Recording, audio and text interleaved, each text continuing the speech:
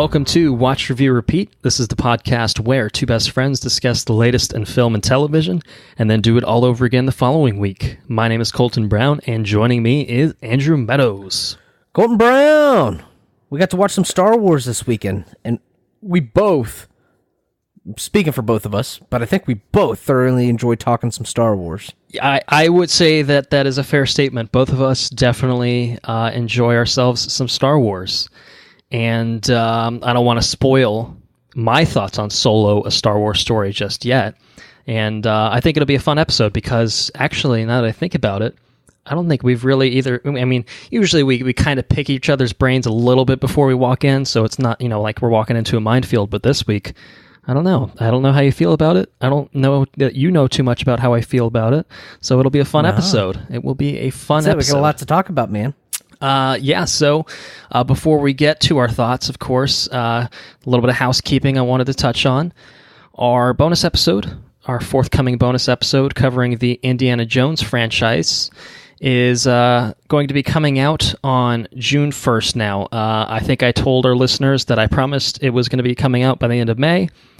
I lied. I'm owning up to it, but the idea here is that we're going to try to get a regular release schedule going for this bonus episode. It's been kind of hectic, a little all over the place for the three that we put out previously. So June 1st, you can expect that Indiana Jones bonus episode, and then July 1st, you can expect the next one, which we've already hinted at previously. So you could probably put together which one that might be. But that will be coming to Patreon exclusively, as a timed exclusive, I should add, for at least a few weeks. So that's going to be the best way to listen to that. And for more information on Patreon, we'll talk about it at the end of the episode as well. But you can go to watchreviewrepeat.com and click the premium tab, and that will get you exactly where you need to be for that. So look out for that on June 1st. Andrew, do you have a fun fact that you want to tell me? Oh, I've got a fun fact for you, man. Oh my. Wow, that was okay. All right. I don't know. I don't know how much of a fun fact it actually is, but Harrison Ford was he's the OG Solo, right? And it was his first major starring role in a film. He scored the role because he caught George Lucas's attention and made an impact with him on a very small role that he had in American Graffiti, which was also a George Lucas film. But at the time, Harrison Ford wasn't really raking in the cash, so he had a small part-time job as a handyman. And he was actually putting in a door for Francis Coppola, I believe his name is. Coppola, but yes. Okay, yep.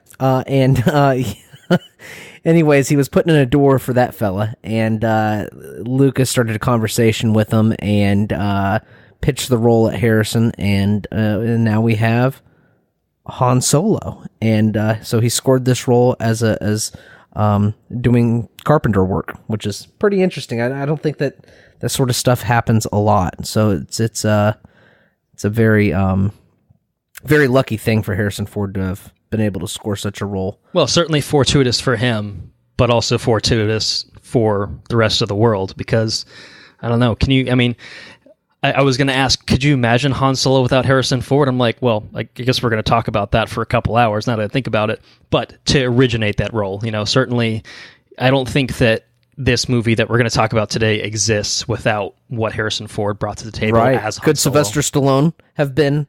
I guess he could have been, but it wouldn't have been the same. Or Kurt Russell? Could Kurt Russell have been? Maybe Kurt Russell. I could see Kurt Russell. That'd be pretty cool. Maybe. But no, it's funny you mentioned that, because I was listening to the Empire podcast earlier today, and that there was a brief interview there with Alden Ehrenreich, who is the new Han Solo that we're going to talk about a little bit later. And the interview asked him a question like, "Hey, did you score this role by doing some woodworking, some handiwork on the side?" And that was not the case. He did audition for the role and win it, fair and square, the old-fashioned way. But that's good. I appreciate your fun fact. You do know who co-starred in American Graffiti with Harrison Ford, though, right? No.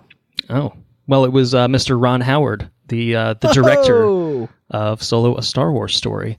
So I feel like that was more than one fun fact kind of laced together there now that I think about it, but good nonetheless. That's it, man. So news this week is very movie heavy. Just happened to work out that way. No particular reason on that front, but a few good things to talk about here, and a few things that are maybe less than good, like this first one. Well, I guess, I don't want to speak for you just yet, but Ryan Reynolds and Michael Bay are teaming up for a new project coming to Netflix called Six Underground. And it's reportedly going to be the largest budget that a movie that Netflix has made has ever received at $150 million. Ooh, that's some money. So the plot for this, per this Hollywood Reporter article, and I quote, is the plot revolves around 6 billionaires who fake their own deaths and form an elite team to take down bad guys. Who are the bad guys? Why are they bad? Who's to say? They're just bad guys. I feel like, honestly, I wouldn't be surprised, if you looked at the actual script for this movie, page 1 is, the title, Six Underground. I don't know if Michael Bay's writing it, but for the sake of this joke, I'm going to say that he's writing it, written by Michael Bay. Page 2, just that. That's the entire script. Everything else is just improvised on set. They blow some shit up. Ryan Reynolds makes some jokes. That's it. It's a done deal. $150 million? Where's it going? I don't know. Pyro. Pyro. It's That's where it's going. That's exactly where it's going. Actually, I lied. Actually, there's a new wrinkle to this, and I just caught it here. So this could change things potentially. It's actually going to be written by Paul Wernick and Rhett Reese, who wrote these scripts for Deadpool 1 and Deadpool 2. So that's, I don't know. Maybe, does that change things for you? It's still got Michael Bay. Yeah, I don't know, man. We'll see. We'll just have to see where it goes. I don't know if I've ever been excited for a Michael Bay movie. I feel like I was excited for the first Transformers back in the day. Yeah, but how old were you when the first Transformers came out? Yes, I agree. There's a lot of caveats to that statement. What year would that have been? 2007, maybe? 2007 was Transformers, yeah. Yeah, so I was a little bit younger, and that was before we knew, what we were getting with Mike. I feel like that was Mike. That was there's a pre and post Transformers Michael Bay. Once Transformers 1, and really especially 2, once Revenge of the Fallen comes out, that's just like... He did do Bad Boys. I enjoyed Bad Boys. Well, that's what I'm saying. Bad Boys 1 and 2 are pre-Transformers, and that's like, okay, he's a fun filmmaker. Not anything particularly great to write home about, but a fun filmmaker. And then seems like whatever happened on Transformers: Revenge of the Fallen, whether he just got old or whatever the case was, it's just like he just got pumped up, dude. This dude just fell off the wagon. He's still a very intense director, as we've established previously in this podcast. So I wish everybody could see the pictures. If you're interested in Michael Bay and his directing techniques, just Google images Michael Bay. You don't even need to put action words in there. Just Google Michael Bay and go to the Google images. It's fucking gold. Yeah, dude is a rock star, man. He's. Anyways, I digress. Yeah, me too. About pictures of Michael Bay for a long time. We say we've got Star Wars to talk about, and we need to allot as much time as we can for Star Wars. So, in the interest of propelling this forward, let's move on to the next piece of news, which is that Liam Neeson is in negotiations to join Chris Hemsworth and Tessa Thompson in the upcoming Men in Black spinoff, which will be directed by F. Gary Gray, who did Straight Outta Compton and The Fate of the Furious previously. He's going to play, or he would play, assuming he takes the role, he would play the head of the UK branch of the Men in Black agency. Huh. I feel like it's an interesting take. We'll see. I think that could be cool.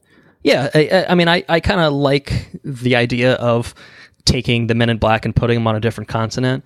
My assumption based on this is if he's the head of the agency, then presumably the Chris Hemsworth and Tessa Thompson characters would be part of the UK agency, which is kind of weird given that neither of them is from anywhere in the United Kingdom. But they're actors, so that's what they do, right? Yeah, you can give them some vocal training and everything, get them sounding the part, and throw them in there. I think it could work. Yeah, so we'll see. But yeah, no, I think it's a pretty great cast that they're lining up so far. and it's targeting a May 2019 release, so it's less than a year away. Does that sound right? That sounds like it's really close. We'll see if that release date holds, I guess, but I mean, if it does, and it turns out to not be shit, then great. I'm all for it. You're all for it. That's it. So this next one that we have, this next piece of news that we have, is a bit of a follow-on to, I think, something we talked about last week, which is It Chapter 2. Jay Ryan has joined the cast as the adult version of Ben Hanscom, who was previously portrayed in It Chapter 1 by Jeremy Ray Taylor. So he joins Jessica Chastain, Bill Hader, James McAvoy, James Ransone, and Andy Bean. So the Losers Club, I think, has been completed. If I'm forgetting someone from it, I apologize, but I think that's pretty much it. No, I lied. Covers them all, huh? No, I think I lied. I think there is at least one more. Is there one more? There might be two more. I don't know. I can't correct you. I don't know. Anyway, Jay Ryan has joined the cast. I'm not overly familiar with his work. I think he was on the CW Beauty and the Beast adaptation, which I think you were a pretty big fan of, if I recall correctly. Yeah. But as with kind of the casting that we talked about last week, I see a picture of this guy and I'm like, yeah, I could totally see that guy as an adult version of Ben. I mean, I think the adult Ben is a much more fit character. He was the fat kid in the first one, to refresh your memory if you didn't know it from the name of the character. But no, he looks good. I don't really have too much other things to say about it, given that I'm not overly familiar with his work. But again, he looks the part, and I trust the crew behind this to get everything right. So I think we can move forward into something else that came across the news cycles this week, and that is a Boba Fett movie is in the works. Ooh. Which actually, to be fair, had already previously been in the works a couple years back. It was never officially announced, to be fair, but at that time it was going to be directed by Josh Trank, who had done Chronicle and was working on Fantastic Four at the time. And then Fantastic Four came out, and let's just say that plans behind the scenes changed for some obvious reasons. Namely, Fantastic Four is an unwatchable piece of shit. That's probably the biggest reason. Also, apparently, he was a huge pain in the ass to work with on the set. And anyway, Josh Trank is not involved, but the man involved that is going to be writing and directing this Boba Fett standalone feature is James Mangold, who very recently wrote and directed Logan. And, which is incredible. Prior to that, he had also directed The Wolverine, but Logan, yeah, I mean, it's an incredible movie. Hold on a second. Wolverine was written and directed by the same guy? The Wolverine was directed by James Mangold. I don't think that he wrote it, but I could be mistaken on that front. And I'm thinking of the same movie, the one with No Mouth Deadpool? No, that was the first one. That was X-Men Origins Wolverine. The Wolverine, that's the one where he went to Japan and then fought the Silver Samurai robot at the end. It's 2/3 of a really good movie. I don't think I ever watched that movie. You said you didn't even really technically see the first Wolverine movie either, so it's interesting that you've missed out on the two shit. Well, with the Wolverine, like I said, it's 2/3 of a good movie, but the last third of that movie is just a train wreck. Yeah? It feels very studio interference-y, but I don't want to get too off subject here. So Boba Fett. Was the Wolverine, I don't want to get into the weeds here, but was the Wolverine the one that was supposed to be directed by Darren Aronofsky? Yes. Okay. And it was not. It was directed by James Mangold, who's going to be directing a Boba Fett movie. Back on topic. I like how you bring it back. I was trying to bring it back. I was trying to get there for a little while there, but we got there eventually, so it's fine. Everything's fine. Thought we were in trouble there, but it's fine. So, I mean, Boba Fett, I feel like there's a lot of room to explore with this character, given that there's basically nothing that's been explored with this character, certainly within the mainline, features. Yeah, he's got a lot of Clone Wars and... a very brief role in Empire, probably even briefer in Return of the Jedi. He was a kid in Attack of the Clones, but as you mentioned, he's had a little bit more depth to his character added through the animated series. But I still feel like, presuming that this is going to be an adult Boba Fett, if they bring back Temuera Morrison, then I mean, you could set this, I feel like, pretty much anywhere in the timeline. I mean, you could certainly explain that, he didn't die in the Sarlacc pit. bring him back for something that takes place after Return of the Jedi, or you've got, 30 years between, Revenge of the Sith and A New Hope, where you could plop him down anywhere in that timeline, I think, realistically, and make it work. Dude, an old-ass Boba Fett would be fucking cool. Yeah, well, I mean, he's a clone, so you can just say that he ages however they write him to age, I feel like there's a lot of leeway with this character. So I'm curious, I guess what I'm trying to say is I'm very curious to see what direction they end up taking with him, and, how much depth they add to a character like this. I feel like it'll be another prequel. I just envision them doing that. Yeah. We'll see. Yeah, I think we can leave it at that and pick up that thread when we get a chance. Next bit of news is, I think, just basically confirmation of something that we had already heard or talked about, which is that Bond 25 is happening. It's going to be presumably Daniel Craig's last outing. It will definitely be his 5th outing at a bare minimum as 007 James Bond. And it is definitely going to be written by John Hodge, who wrote Trainspotting, and it's going to be directed by Danny Boyle, who also directed Trainspotting. So these were things that I think had been rumored or at least connected to it, but now it is officially official. They've signed on the dotted line. They're definitely doing it, and it's going to be coming to theaters on December 3rd. No, that's not right. I'm looking at the wrong thing. I don't know when it's coming out to theaters. But where is it? Oh, there it is. I was looking at the wrong date. 8 November 2019 is when it's going to be coming out. Jesus, that still seems like a quick turnaround for these things. Maybe these things just work faster than I think. Going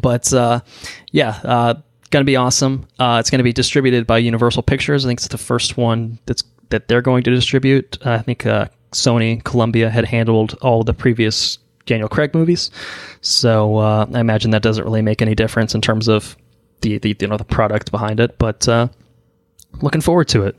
Yeah, James Bond, man, of course. But of course, and Danny fucking Boyle. I don't know. I really like Danny Boyle movies, so I'm all for it. Mm-hmm. Are you all for this last piece of movie news that we have, which is the official trailer for Christopher Robin? Hey, man, you can't start talking about it before I finish what the fuck it is. I'm sorry. So it's the official trailer for Christopher Robin, for those that didn't hear because Andrew was talking over me.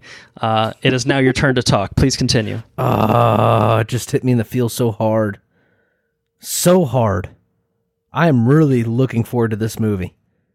Are you looking forward to this movie? I am. I was a little worried kind of halfway through the trailer, like, wait, am I just watching the whole movie right now? So I'm hoping that that's not the case, because it definitely got shades of it telling me everything that happened. So it was that was kind of like... There's a lot in the trailer. Maybe I shouldn't have watched this. But I really, really enjoy the designs for Pooh, Tigger, Piglet, and company. Eeyore, yeah. No, I really like the aesthetic that they're going for here, and Ewan McGregor is wonderful, as always. I'm really looking forward to it. It just looks so heartwarming, man. It looks. I don't know.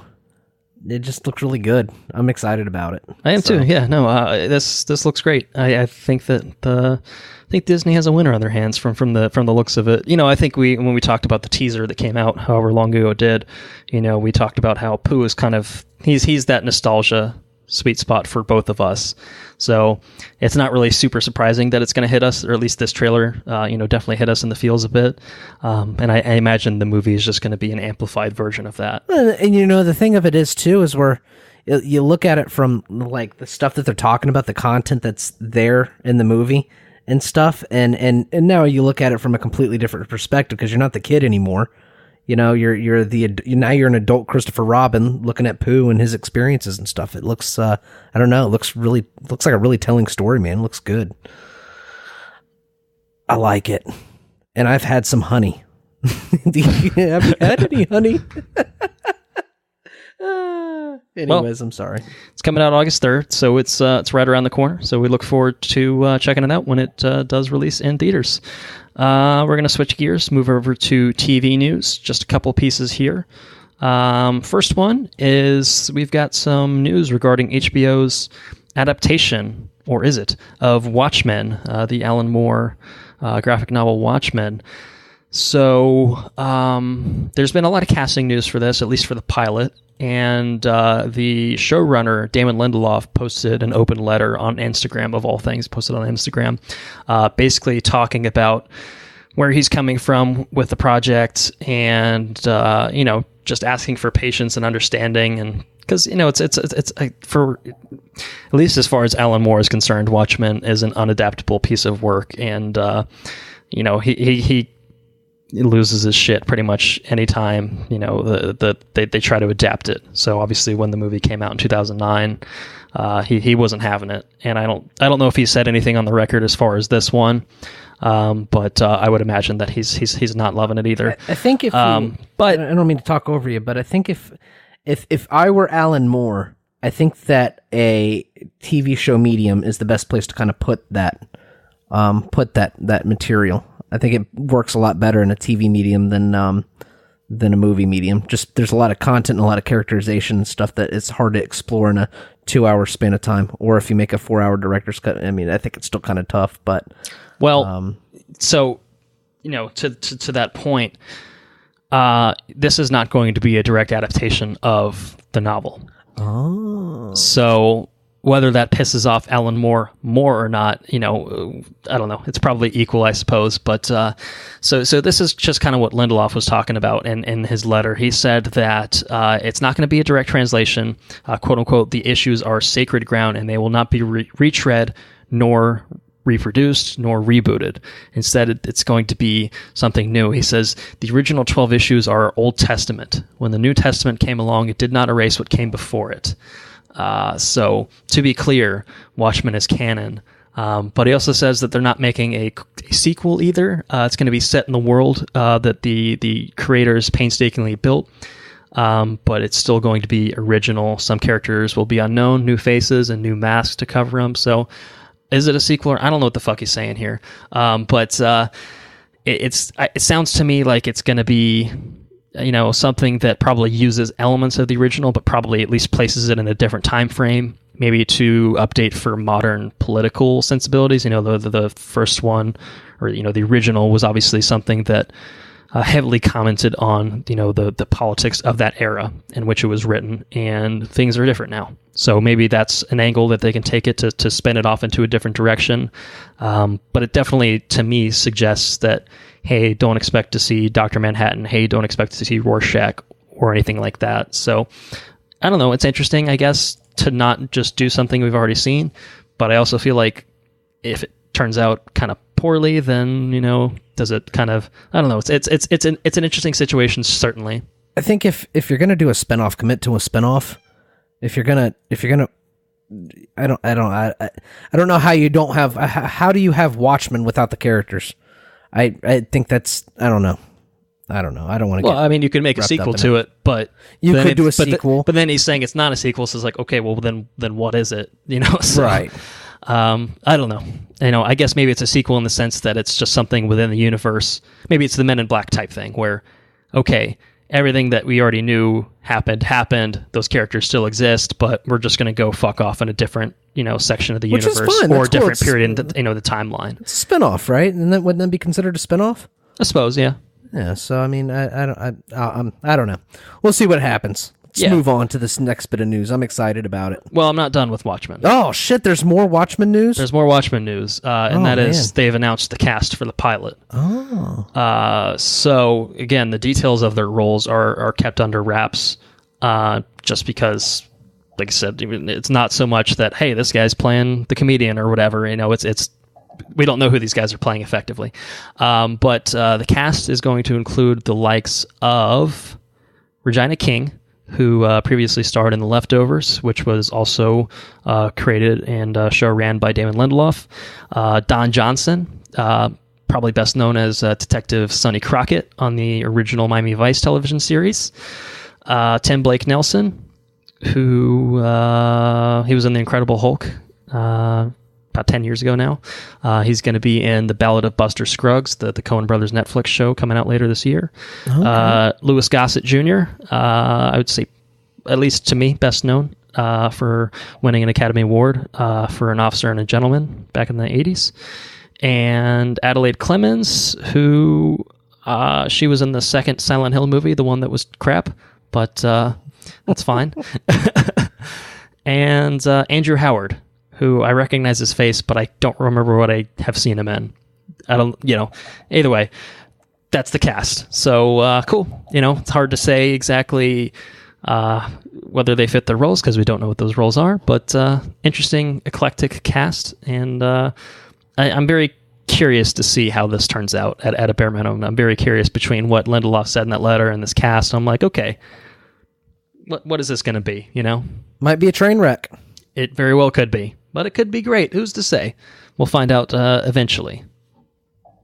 So the last bit of news, the news that you're very excited about, and I too am very excited about, is that The Expanse. It's back, baby. It's back. Well, it's going to be back. I mean, it's already on right now, but it's going to be back. It's been officially revived by Amazon.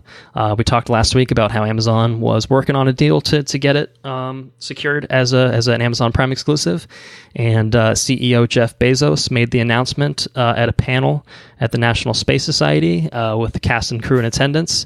Yes, said, awesome. "quote unquote," just got word that The Expanse was saved. So it's fucking awesome. Bezos is the man. Yeah, well, apparently he loves the shit out of this show. I don't know if you knew that, but like he built spaceships. Of course, he's gonna like The Expanse. Well, yeah. I mean, like this is just the. I mean, this is the sci-fi show, like right now. Like if you have any sort of love for sci-fi, and especially sci-fi that feels closer to science than it does to fiction, like this is the show for you. I mean, it does take obviously some liberties and stuff like that, but it all is relatively pretty grounded for the subject matter, and it's such a great show. I'm so glad that we're going to get at least a season 4, and hopefully many, many more, beyond that. But it's good to know that we can at least rest easy for at least another year in anticipation of a new season coming along. And I think that honestly, it's a way better fit on Amazon than it ever was on Sci-Fi. Which, because it's like Sci-Fi. Well, it makes perfect sense to have a Sci-Fi show on there. Sci-Fi's been pretty shit for a long time. So I have a hard time recommending. I ask people all the time, you watch The Expanse? I'm like, no, what's that? It's a show on Sci-Fi, and they're immediately, oh. So I can at least say, hey, listen, catch The Expanse on Amazon. It's an Amazon original series. Go and check it out, and people get pumped up about it a little bit more, I think. Yeah. So the first 2 seasons are available to stream, at least in America, on Amazon Prime. So if you haven't watched any of it, do yourself a favor and give it a watch. I mean, especially again, if you're predisposed to this sort of thing, like fucking hell, it is great. So yeah, good news, very good news, extremely good news, probably the best news of the week. So with that, we can move into our box office breakdown. We got 3 episodes of box office breakdown now. Well, I think what it is, and I think that maybe what we can do moving forward is, if anytime there's any, really outside of the summer, and I guess probably, holidays, there's really not a whole lot to report on box office breakdown. It's just like, oh yeah, this movie was in first place and it made $30 million. Okay, well, I mean, good for it, but is that exciting? Not really. It's a little dry. But I'm keeping it here because obviously we're going to talk about Solo's numbers, and that's definitely a story in and of itself, but I did want to, before we get to that, just briefly talk about where Avengers and Deadpool landed after this past weekend. So Infinity War had its 5th weekend, dropped 44% to $17 million for the 3-day weekend, which of course this was a holiday weekend, so that kind of helps Sunday numbers and Monday numbers as well. So I've got some figures here for both the 3 and 4 day weekends for all these movies that we're going to talk about. So $21 million for the 4-day weekend brings it to a domestic total of $626 million. I believe it's past the original Avengers, it's past The Last Jedi, and it's closing in on some other movies. Like, don't exactly know the order off the top of my head, and I think last time I tried to say it, I got it wrong, so not going to do that here. Worldwide, it's at $1.91 billion, so it is $90 million away from cracking $2 billion. So I think it's going to do it. It's been bleeding a little bit internationally, but that's just the nature of how international numbers work. It's been out for over a month now. So I think it'll get there by a hair, but we'll keep tabs on it, and when and if it does, I guess if and when it does kind of crack that threshold, then we'll talk about it at that point. That's when we get paid from Disney. We get our royalty checks, right, for kissing ass. Yeah, so greatly look forward to that moment. Deadpool 2 had its second weekend. It had a bit of a steeper decline than I think most people would have expected, at least than I expected. 63% drop. Anything 60% or higher is not a good look. This one, it's still $43.5 million for the 3-day, $55 million for the 4-day. Good numbers. It's doing well. It's over $200 million domestically. I don't know if it'll reach 300, but the first one made over $400 million domestically, so it's a bit of a drop off from the first one. I think it's one of those things. I mean, it might have been kind of a lightning in the bottle type situation where the first one was so fresh and original and different, and this one was just the same. More of the same. It's the same, right. So. You get less walk-up audiences, but you get, you retain the people that liked the first one, and the people that like, oh yeah, that one wasn't for me. Well, they're not going to go see the second one. I think that's maybe the situation you're looking at here. Sure. But there's a lot of sequels that have diminishing returns, and again, that's just a thing that happens. I mean, Last Jedi didn't come anywhere close to what Force Awakens did, but it still made over $1 billion. So this one's doing well, is what I'm saying, but it's just not quite as well, I guess, as the first one. But I think internationally, I think it's doing a little bit better. It's right at $500 million, basically, worldwide. So good number. I mean, R-rated, that handcuffs it quite a bit, and $100 million budget, $110 million budget. So something that's not overinflated in that regard. So you're probably looking at some good profits when all is said and done with this one. The same cannot be said about Solo: A Star Wars Story. This has been a rocky start for this movie, to say the least. The word bomb has been thrown out quite a bit, and it's hard for me to disagree with it, but I think it's worth kind of explaining what happened and kind of maybe why it happened and stuff like that. So coming into the weekend, it was projected to make around $135 to $170 million domestically, kind of for the 4-day weekend, and maybe around $150 million overseas on the lower end of the estimates. And it didn't come close to that anywhere. So 3-day weekend, you're looking at $84.7 million, which, as a side note, to make the most obvious point of comparison, Rogue One was the first anthology film that Lucasfilm put out. That did $155 million in its opening weekend. In December, to be fair, I mean, obviously this is opening Memorial Day weekend, last weekend in May, and so that may have played a factor, but it's about 55% of what Rogue One did during its opening weekend, so just a little over half of what the last one did. I mean, it's not a sequel to that, obviously, but it's still certainly worrying. Looking at $103 million for the 4-day weekend, which again is, generally speaking, almost around $30 million shy of where they expected it to be. But internationally is the biggest kind of red flag, the biggest concern. $68 million overseas for the 3-day period. That is less than half of what they were expecting to take in from that. So that is bad. It's pretty rough. That is real bad. So, it's one of those things. I mean, worldwide total, you're looking at $153 million. It's not a bad debut for your average movie, but this is a Star Wars movie. Star Wars, yeah. It's tough. I mean, Star Wars is such a massive franchise. It's hard. You think that pretty much any Star Wars movie would be quote unquote bomb proof or something like that. And again, $85 million for an opening weekend is not bad in the scheme of things. But when you look at the history of this project, I'll talk about it just in a little bit. But the budget for this, all told, is around $300 million, if not more, plus marketing and everything like that. And this thing is going to struggle to break $400 million worldwide as an overall gross, which is less than the likes of San Andreas and Rampage. So, it's like, that's not good. I mean, Rogue One broke $1 billion worldwide. Force Awakens and Last Jedi obviously did. So it's like, wow.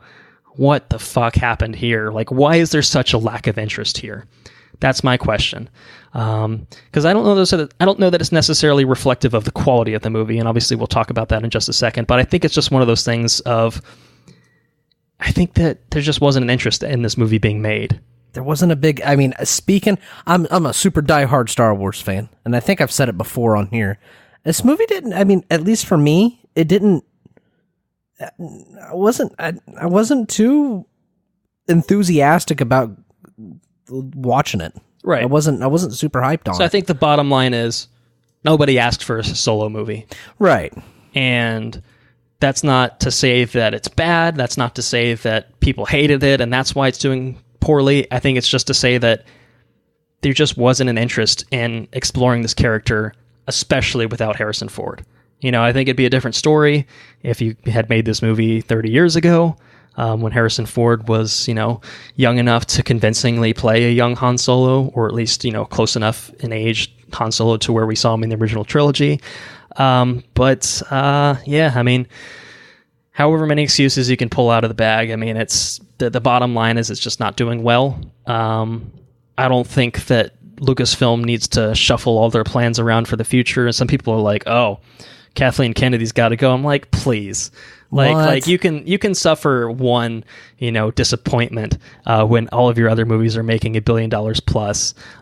This one had a lot of issues again that caused that budget to balloon in a big, massive way. But still, I mean, it is what it is. You know, learn your lessons, you know, and move forward from it. It's kind of what I would say in regard to the box office numbers. But that's enough box office for one day. Let's get into the meat and bones of this, and maybe talk about how we felt about Solo: A Star Wars Story, and whether we feel that its bombing was justified, or if it's a little disappointing that it did so poorly. I don't know. We'll talk about it. So, Solo: A Star Wars Story was officially directed by Ron Howard. It's written by Lawrence and John Kasdan. Lawrence Kasdan, of course, being the writer of Empire Strikes Back, of Return of the Jedi, or co-writer of Return of the Jedi, and writer of Raiders of the Lost Ark. So a lot of history between Mr. Lawrence Kasdan and Lucasfilm. It stars Alden Ehrenreich as a young iteration of Han Solo, Woody Harrelson, Emilia Clarke, Donald Glover, Tandy Newton, Phoebe Waller-Bridge, Jonas Suotamo, and Paul Bettany. And, for those of you that aren't in the know about Mr. Han Solo himself, this movie tells the story, yet years before joining the rebellion, Han Solo meets his future co-pilot Chewbacca and encounters the notorious gambler Lando Calrissian through a series of daring escapades deep within a dark and dangerous criminal underworld. So, I've been kind of dancing around it throughout the course of this episode. I wanted to talk a little bit about the troubled production that this movie had before we dive right into our impressions of it. I'm not going to get too in the weeds, to use your words, with this, but this movie was originally going to be directed, and it is at least partially directed, by Phil Lord and Christopher Miller, who previously worked on both the Jump Street movies and the Lego Movie. So they were hired by Lucasfilm to work on this movie. They shot, I think, pretty much everything up until the last few weeks, and then Lucasfilm comes out and announced that they've been fired from the project, or they've separated from the project due to creative differences or whatever the official line was. But they were fired. That's basically what happened.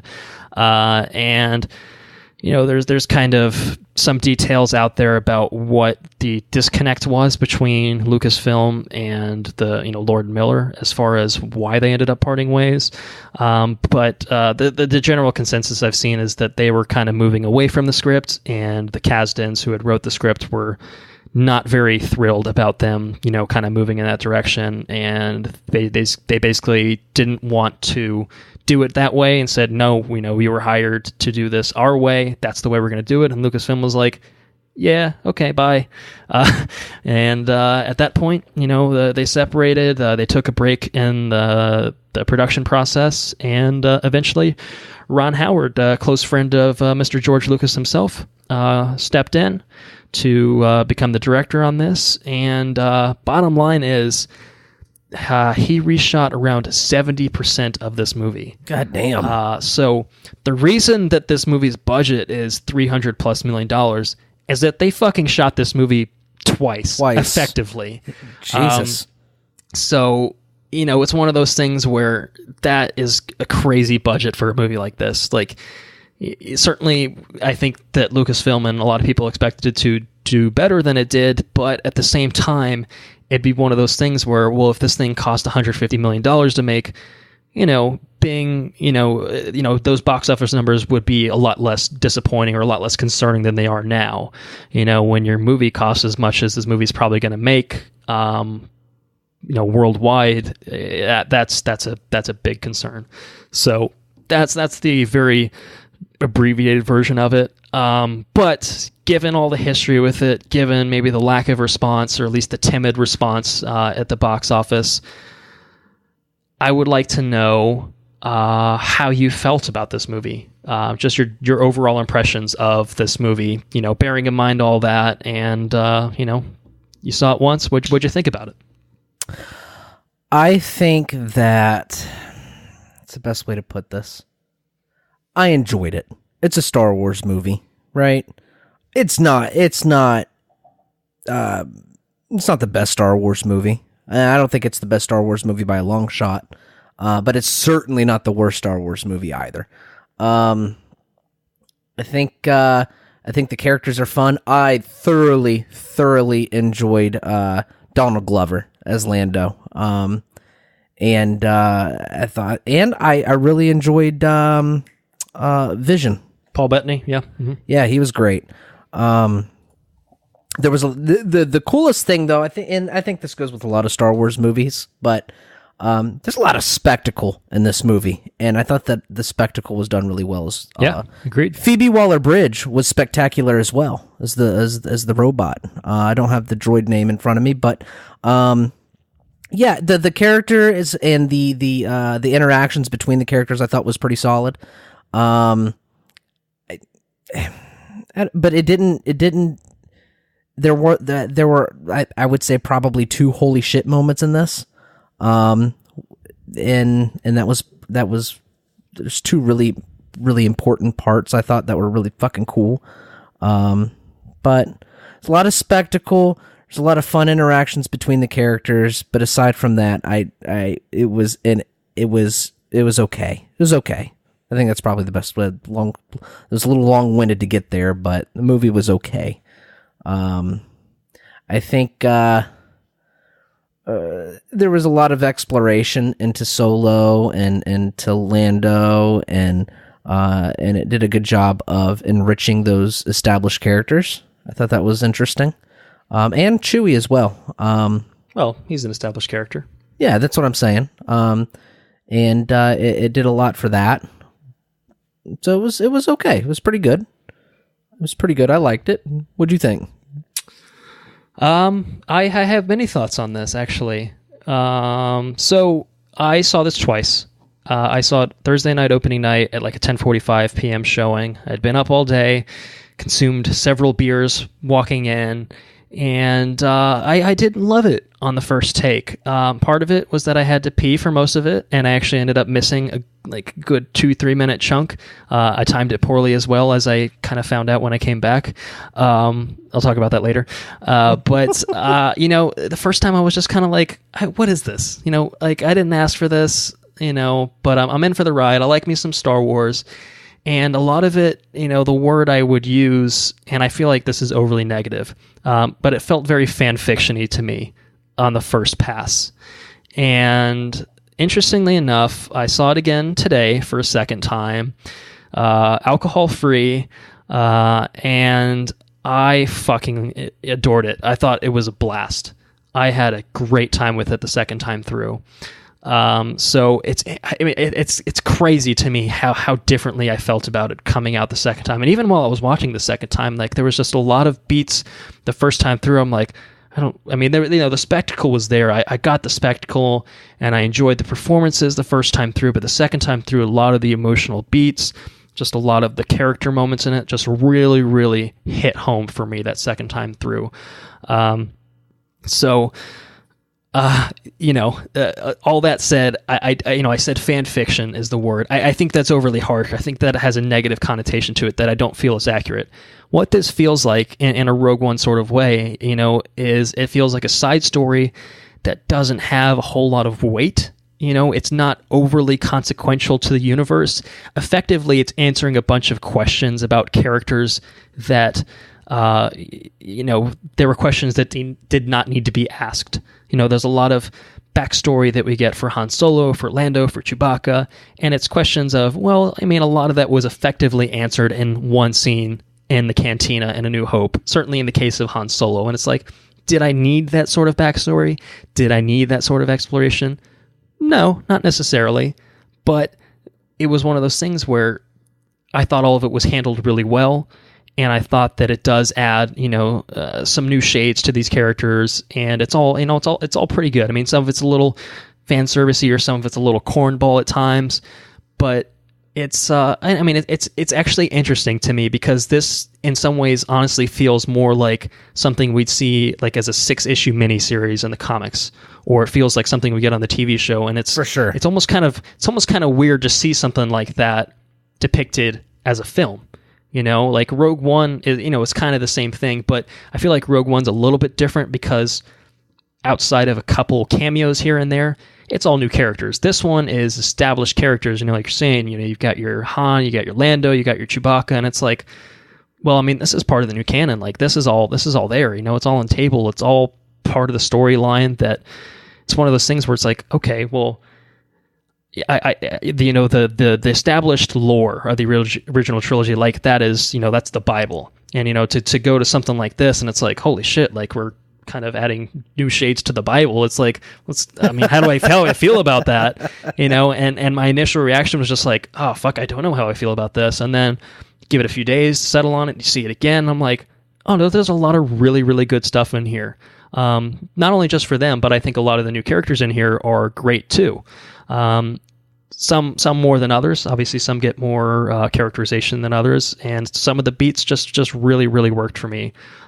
So that's kind of where I landed with it overall. Is it's inconsequential in the scheme of things, but it's a hell of a ride nonetheless. And it's something where, again, I still kind of feel like, okay, did I need this movie? No, I didn't need this movie, but I'm glad that we got this. And honestly, I think that it's a fucking really interesting direction. As a Star Wars fan that enjoys kind of consuming all aspects of the canon, it's cool to see a movie like this that just expands the universe ever so slightly, or touches on, other aspects of characters. And, we talked about Boba Fett. Maybe we'll get a lot more shades to Boba Fett in the way that we get a little bit more to Han's characterization, like we did here. Like, I'm all for that. I think that the mainline entries are going to be the most consequential in terms of, hey, we're going to challenge your expectations, or hey, we're going to do shit that, like, this is the Skywalker saga, like this is the big deal. This is the end game. Whereas this one's just like, just a 2-hour little excursion on the side, take it or leave it. And I was like, okay, well, now that I've seen it, I'm glad I took it. So, but ultimately, that's what it is. I personally would like to see these one-off things turn into new things, new people. You know what I'm saying? I agree. Yeah, I agree. Like Boba Fett's cool. Don't get me wrong. I'll take it. I'll watch whatever you're going to give me. But at the same time, it would be really, really cool to see different stories told in the universe from non-established characters. I think that would be gratifying. Hopefully we get that with 2 new trilogies they've announced they're doing that are separate from the mainline saga. So I think we're going to get some new and some old things kind of moving forward. But talking Solo, I thought a lot of the cinematography was pretty strong here. My only complaint that I had, I think it's really more specifically applicable to the very first setting for the movie, is it was super fucking dark in the beginning. And I didn't really have that complaint again throughout the rest of the movie, but I thought that a lot of the shots were really, really interesting, really cool. And pretty great work all around, especially given, I don't know how, accelerated the filming schedule was when Ron Howard kind of swooped in to save the project. But I think that, especially given the production history on it, it didn't feel like they cut corners or anything like that. Like, it felt, I don't know, I guess maybe just because they spent all that money, it looked good in the long run. I thought the effects work was great. The character designs were all very strong across the board. And set pieces, man, like, just some of them were just really, really astonishing. The Kessel run in particular was one for me that was just a big standout of like, what the fuck is happening here? Just the visual splendor of the whole of it was just really great.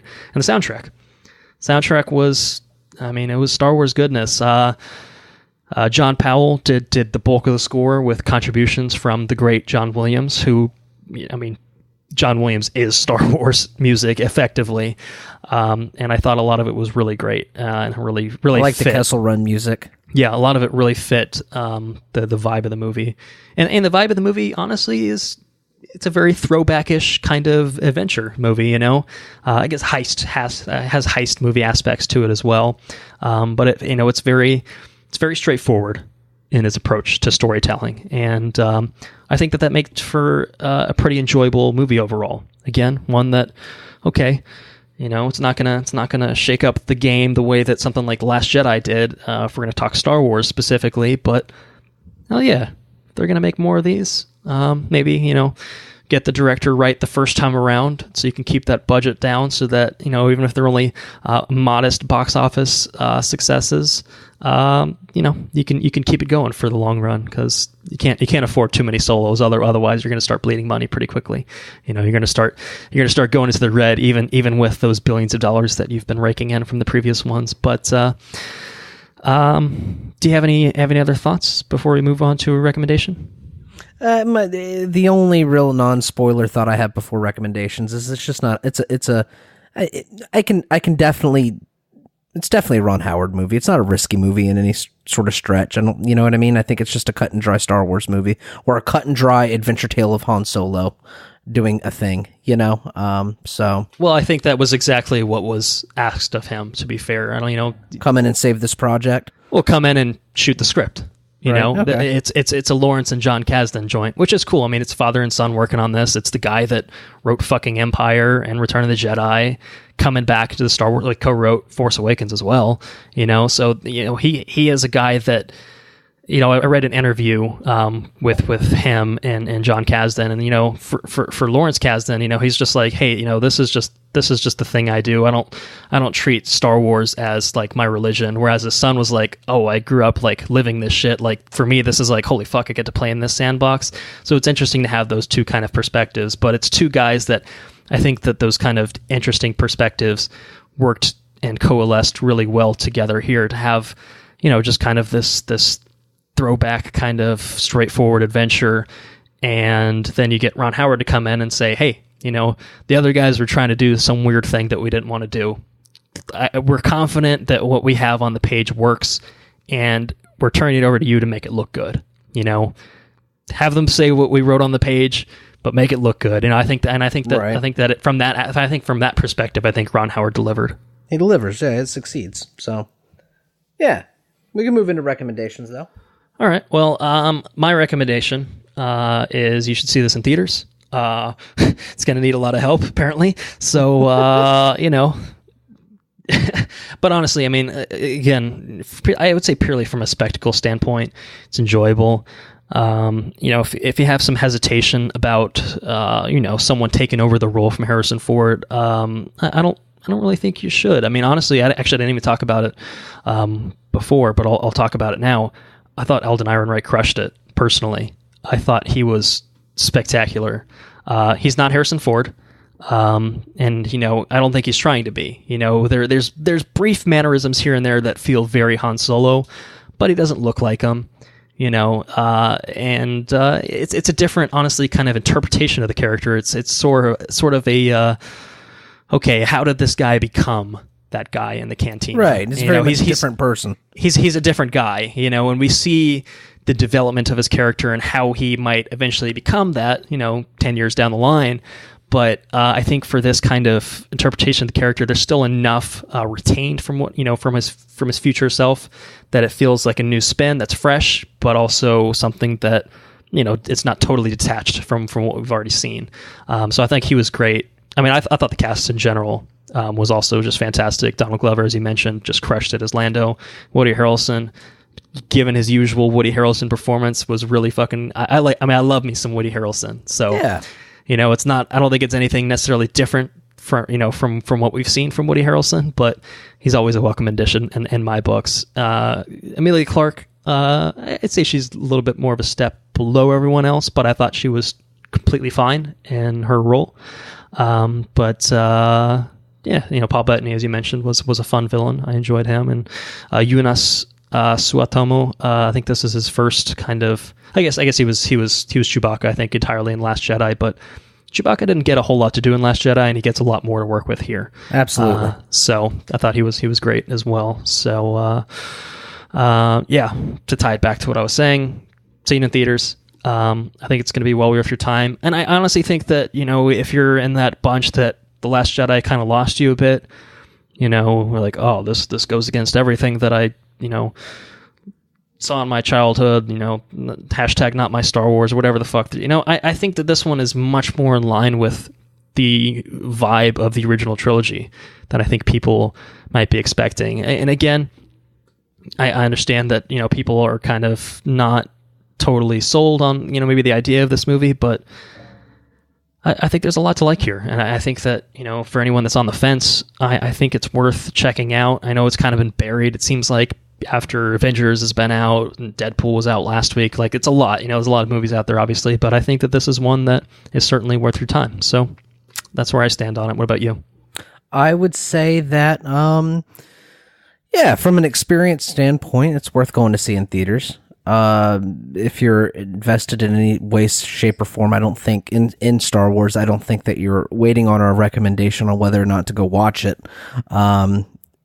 If you're not a Star Wars fan, I'm not so sure that. I don't know if there's. Just go see it in theaters. Just go see it in theaters. It's fun. It's a fine movie. It's fun, and it's cool. It's a cool movie. All right. Well, before we jump into spoilers, we're going to do a quick update to our Star Wars rankings, which we talked at a pretty good length about in our Last Jedi episode. So I don't think we need to spend too much time here, but I was curious to see where Solo slotted in for you, and then obviously I'll talk about where it slotted in for me. So I guess we can. Let me ask you this: do you think it's better or worse than any of the prequels? No, it's better than the prequels. Okay, so we can all agree. Yeah, I think we had an agreement with the prequels last time that Revenge was the best, Phantom Menace was the second best, and Attack of the Clones was the worst. I think they're all bad personally, so they're my bottom three, and I think they're your bottom three as well. Yeah, absolutely. And so I think there's a sharp divide between when you get past the prequels to anything else that they've put out. Like it's a massive jump in terms of quality. There's varying levels in the quality, but I think that once you get past that, you're looking at pretty solid to good movies. Yeah. Sometimes jumping to great when you get towards the top. So from that point on, I guess, why don't you just rattle off what you have for everything? Basically, I guess, would it be 7 through 1? My WordPad just, I had my application just fucking crashed. So wow. I'm gonna have to rattle this off from the cuff. Okay. But it was Clone Wars, Phantom Menace, right? From the bottom to the top. I wasn't really including the Clone Wars movie, but or not the Clone Wars, Attack of the Clones. I'm sorry. Yeah, we already had those. Okay. We've covered the prequels, so moving past the prequels. Okay, moving past the prequels, I want to say that it was. I'm going to slot in Solo there. Okay. And then I believe the next one was The Return of the Jedi. Mm-hmm. And then after that, I want to say... I can answer for you because I was just listening to that part of our episode, if you'd like. Okay. If you're not entirely confident in one in it.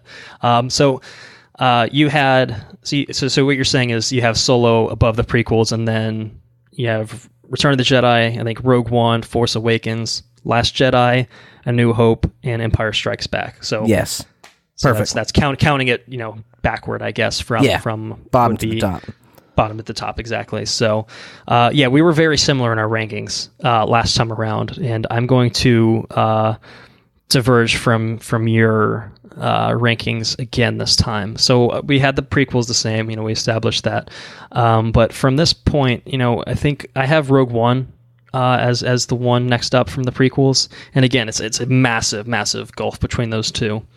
And then I have Solo right above Rogue One, and then I have Return of the Jedi right above Solo, and then from that point on, we're exactly the same. Force Awakens, Last Jedi, A New Hope, and Empire. I actually put parentheses around Jedi, Solo, and Rogue One because honestly, those movies are effectively interchangeable for me in terms of quality. I think they're all good fun that have their own issues, different issues, for each movie, certainly.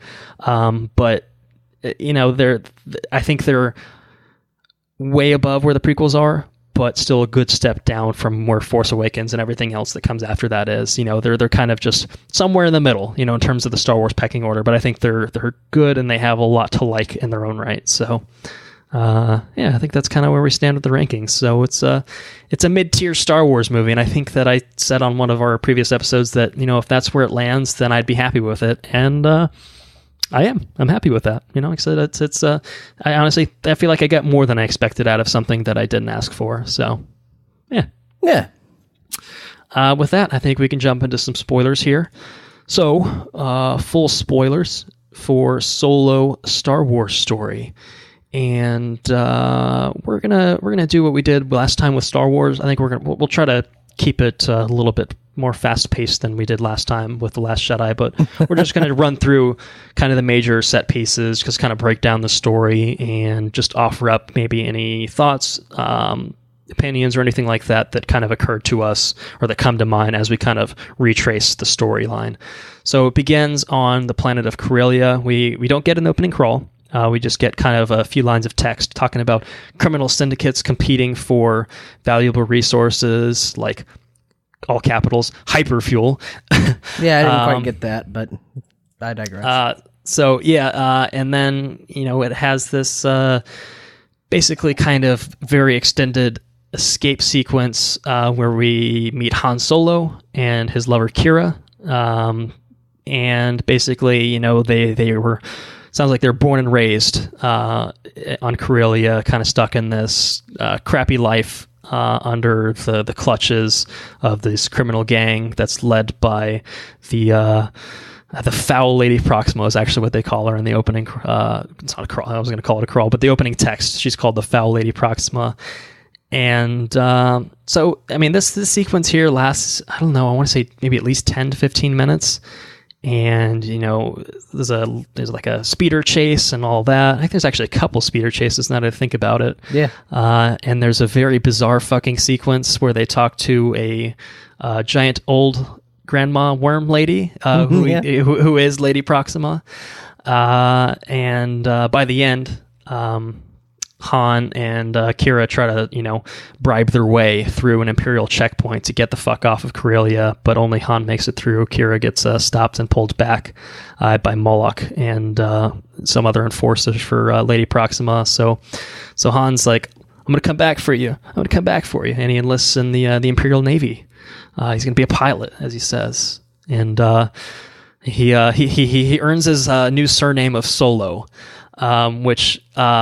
before we kind of, I guess, talk about this overall, that was probably the worst moment in this thing of just like, did we need to know how he got the last name Solo? Why can't that just be his last name? Like, that did not need a fucking origin story, as like a 2-minute exchange. I mean, it's harmless in this game of things, but it's just like, come on, guys. Come on. So, this whole opening bit, what'd you think about it? Didn't do anything for me. Yeah, I actually think this is the worst part of the movie. I thought it was weird as fuck the first time I saw it, but again, my first time through, I was just kind of like, a lot of this is just like, well, I think a lot of it's just trying to absorb like new Star Wars, and it's just like, holy shit, new Star Wars. There's kind of a, yeah, that's true. You kind of have that moment of just wrapping your head around things, new locations, new characters, and stuff like that. But the second time through, this whole thing just totally feels fucking whack. And like I talked about, the whole bit is just too dark, and I get that it's dark, intentionally dark, but it's weird, and I don't know, it just didn't really work for me overall. my brother actually, Jordan, previous guest on this podcast, he actually suggested that you maybe start this movie a little bit later with the train heist, and it makes a lot more sense, and it's a lot more of an appealing opening sequence, and I actually agree with that. I think there are things you could cut around, and you'd have to change the structure of the story a little bit, but I feel like that would have been a much stronger introduction.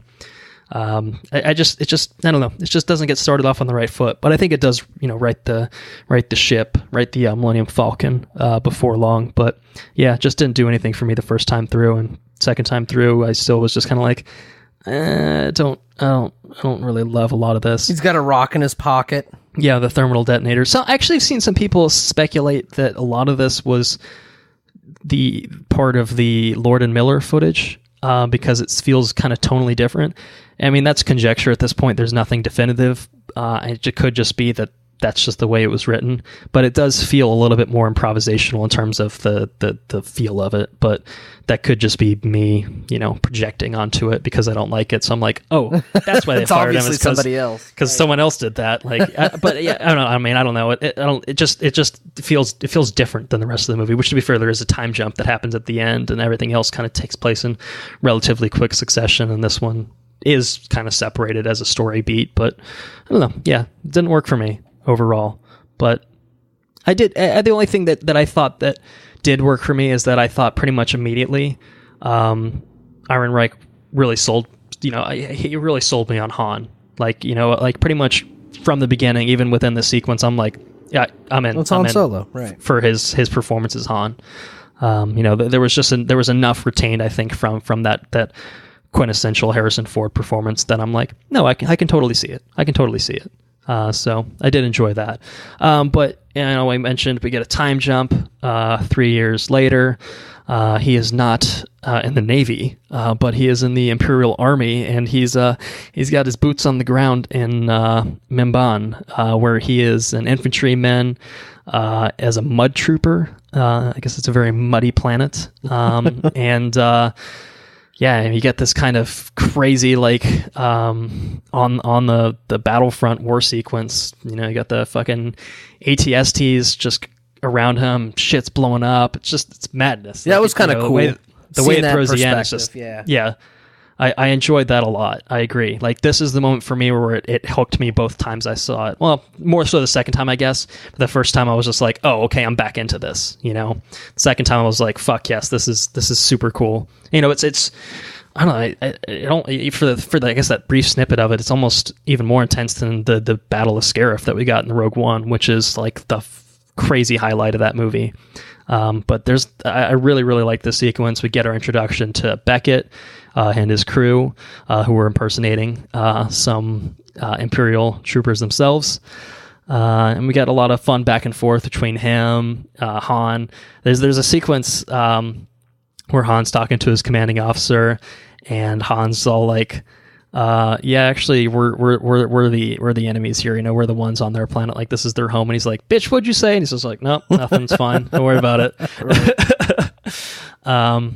It's good. I enjoyed, like I said, I mean, this is where things just really started to come together for me in this one. It's a really cool introduction to all of Beckett's crew. And it feels like a good character setup and, pieces for Han himself.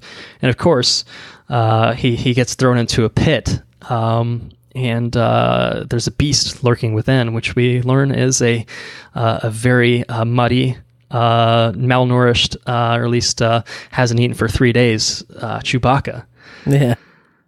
So this, I mean, it's cool to see the first kind of real meeting between these two characters. And again, it's one of those things. Did I need to know how they met and the circumstances in which they met? No, but I thought that this was a pretty satisfying answer to that question that I didn't ask. I enjoyed the fun sequence of them kind of breaking out together. I will say, definitely the first time through when he starts speaking Wookiee, I'm like, oh, yeah. See, and what's going on here? That's where I got a problem with that. Well, maybe if you can provide a little bit of context, maybe I won't have a problem with it. But so he's trying to communicate with Chewie. Chewie doesn't understand, so he starts speaking in Chewie-Wook. Yeah. Okay. And now suddenly he responds and he understands. throughout any other time throughout every other time you see interactions between Chewie and Han is not having to talk to Chewie in that language. Why is it? I think Chewie understands him. Okay, so it was more of Chewie speaks basic. I think it's more of him like, hey, don't fucking kill me right now. Like, hey, we can work this out. I think he was trying to break through to him. I got you. Okay. And that moment, so he kind of appealed to his Wookiee sensibilities in that moment. Okay, so it's more of a diplomatic trust thing then, I guess. Okay. Yeah, I think it was him like, hey, we're on the same side here. Don't eat me. Let's break out together. So I mean, yeah, I think that Chewie, at least he doesn't speak it, but he understands the galactic basic language. So okay, yeah.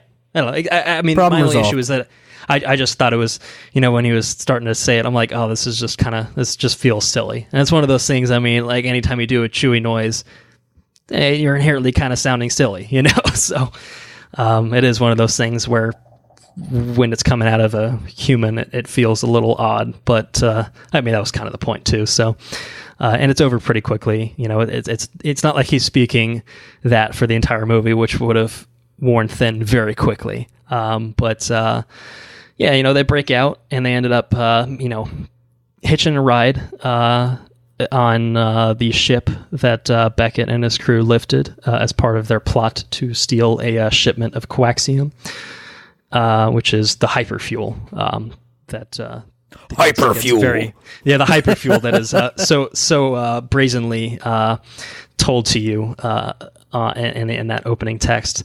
So this, again, and we've talked a little bit about it, but is there anything else you kind of wanted to talk about between, him meeting Beckett's crew, meeting Chewbacca, escaping this planet?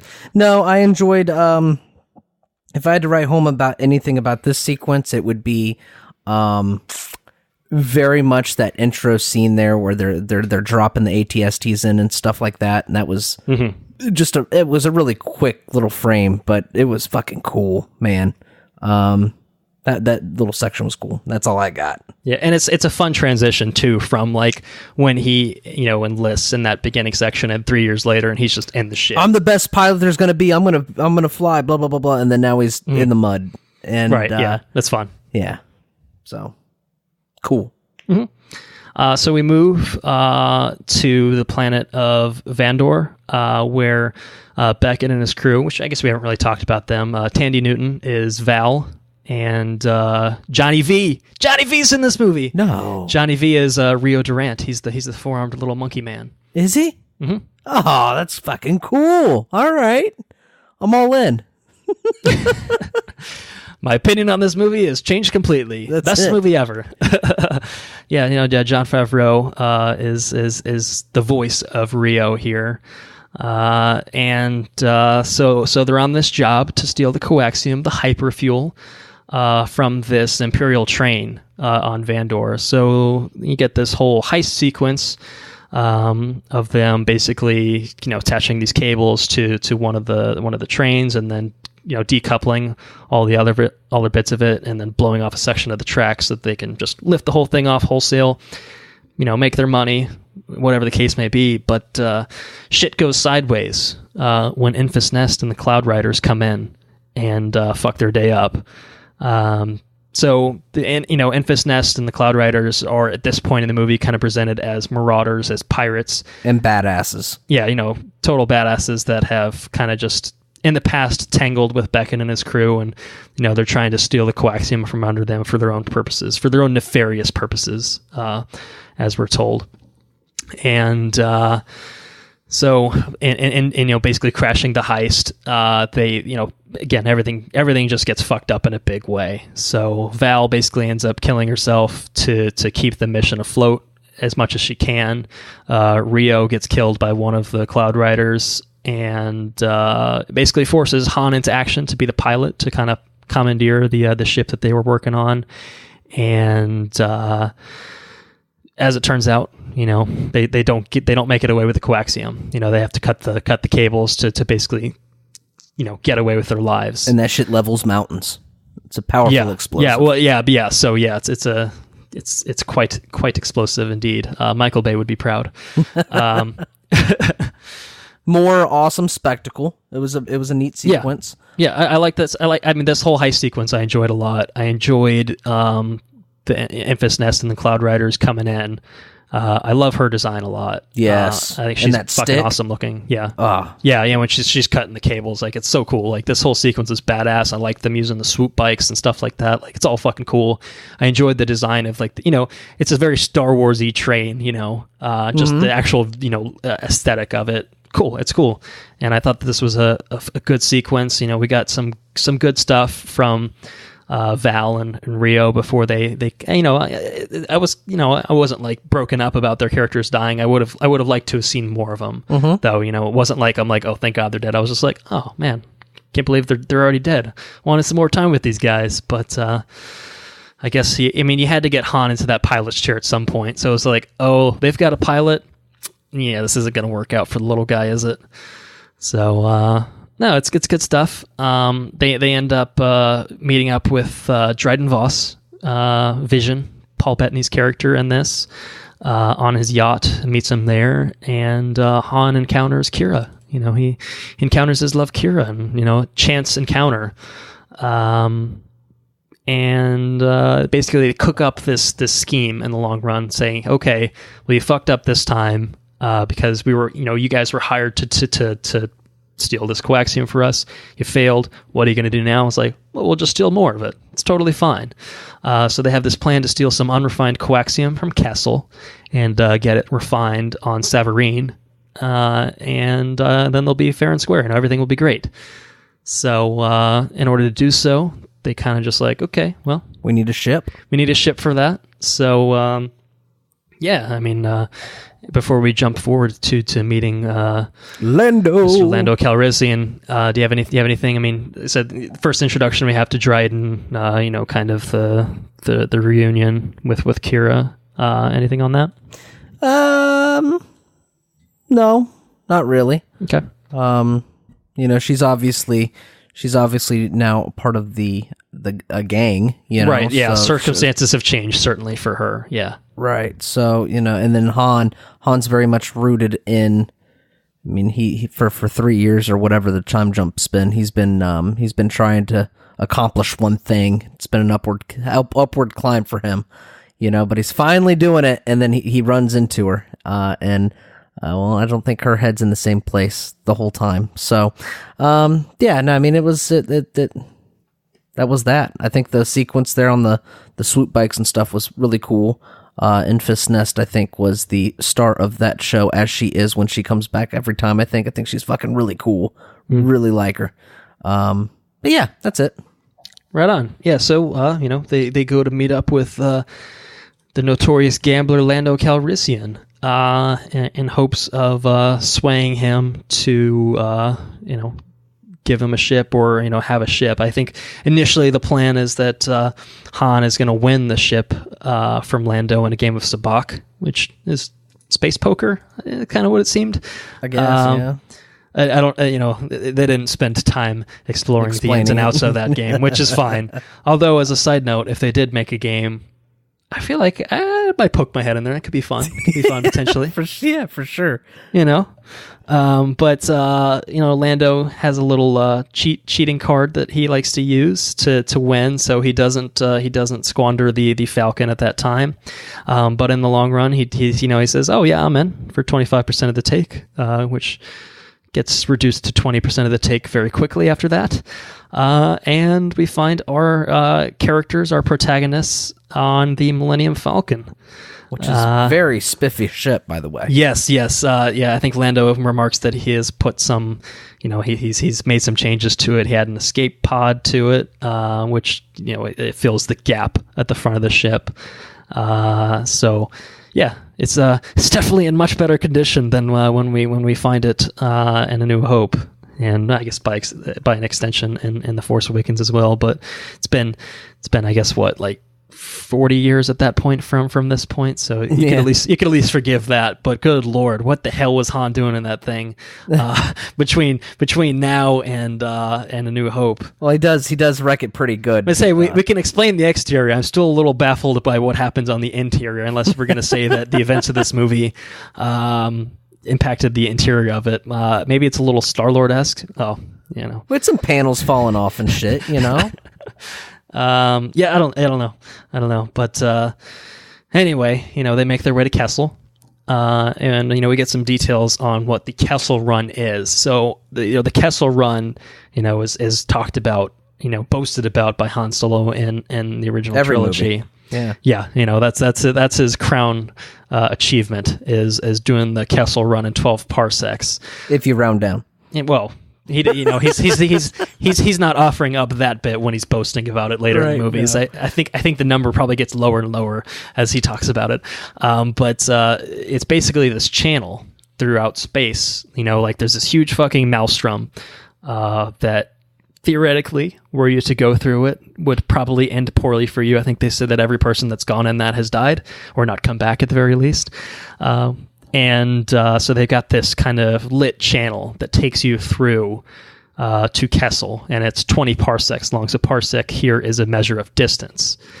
So they take the regular route into there, arrive on Kessel, which is a mining planet, and then we get a long sequence of another heist of everyone carrying out this heist to get the unrefined coaxium off the planet so they can bring it and get it refined on Savareen. And this sequence is fucking fun. Really everything on Kessel and then kind of the falling action when they leave Kessel is probably the high point, I would say, for me overall of this movie in terms of spectacle, in terms of the set pieces and all that. But I really, really enjoyed a lot of this sequence. So L3, we talked about her a little bit in non-spoilers. I haven't really mentioned her in the spoilers. So she's Lando's co-pilot, companion, robot. I don't know. Maybe there's a little bit more going on there. Who's to say? But she's like a feminist equal rights robot. And yes. She's another sassy robot, but she's just a little bit different than K2. From Rogue One. But she kind of sparks this robot revolution, I think almost inadvertently. She just kind of has an offhand remark like, I don't know, she moves a restraining bolt on one of the little droids, like, for your friends and stuff like that, and then it just turns into this huge fucking ridiculous thing, and just the gradual escalation of everything in that sequence is amazing. There's a shot of a little droid just fucking... He's just walking on like a panel or some shit, like a keyboard or something like that, like having the time of his life. And I'm like, this is incredible. This is incredible right now. We also get the Clint Howard cameo that, you can't have a Ron Howard movie without his brother Clint Howard making his appearance. He's the one kind of leading the I guess there's like a little arena that the robots are fighting in, which it was fun. It's fun seeing him. I mean, that whole sequence is awesome. Han and Chewie are brought in as prisoners. Obviously very obvious reference to the original trilogy when they kind of have the same plan. Beckett even has the exact same outfit that Lando's wearing in Jedi. Mm-hmm. So a lot of references there, obviously.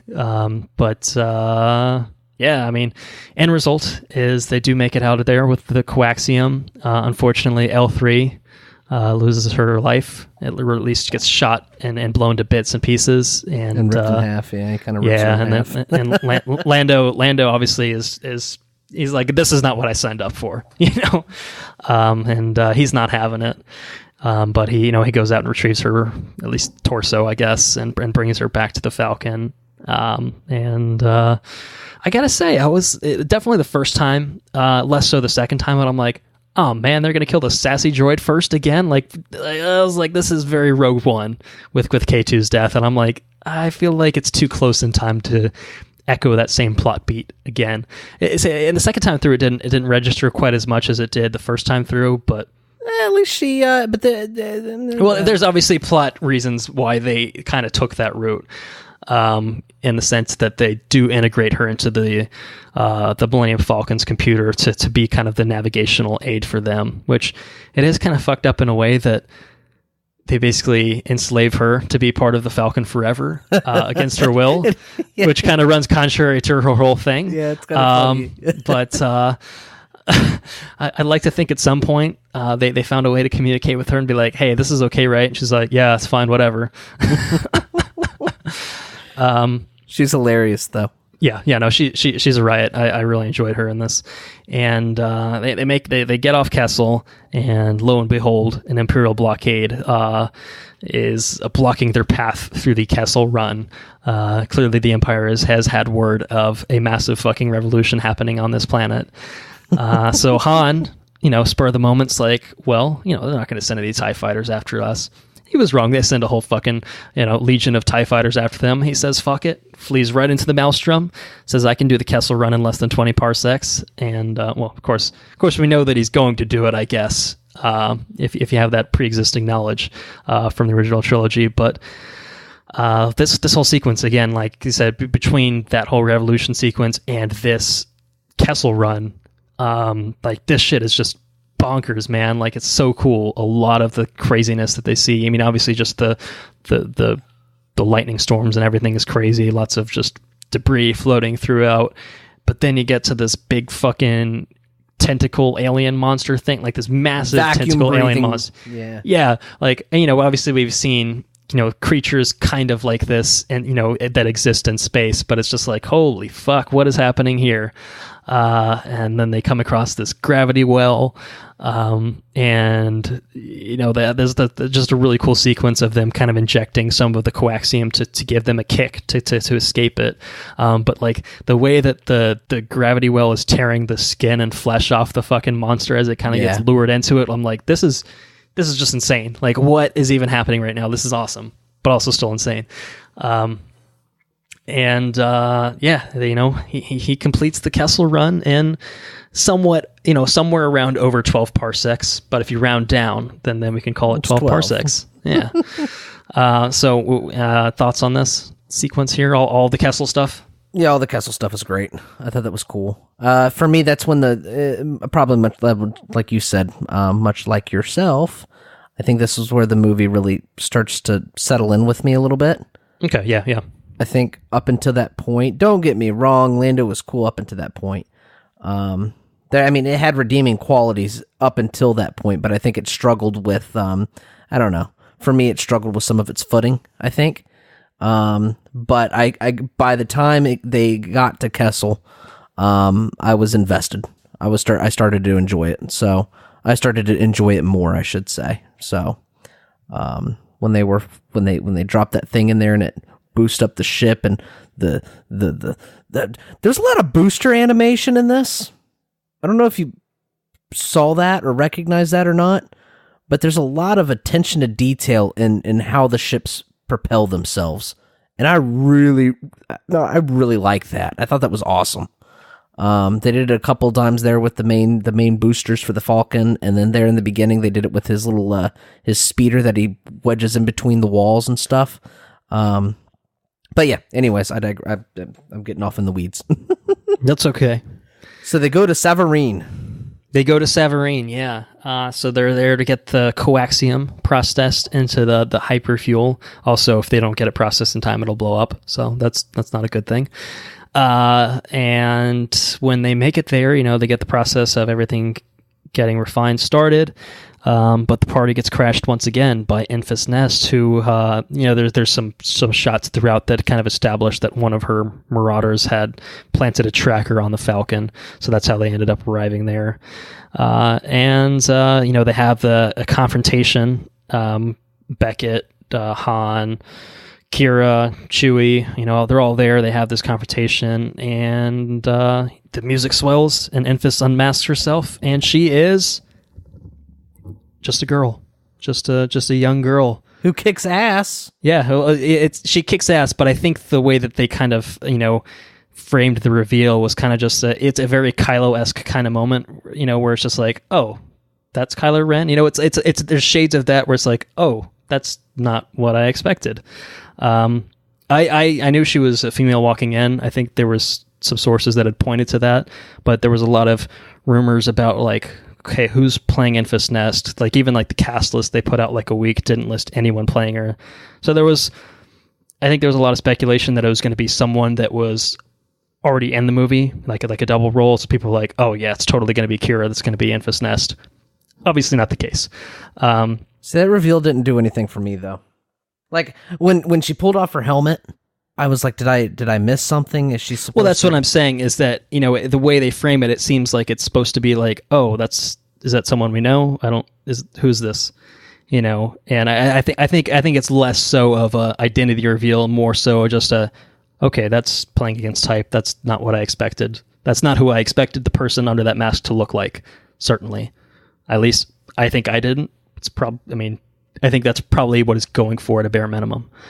Yeah, I don't know. To me, it was I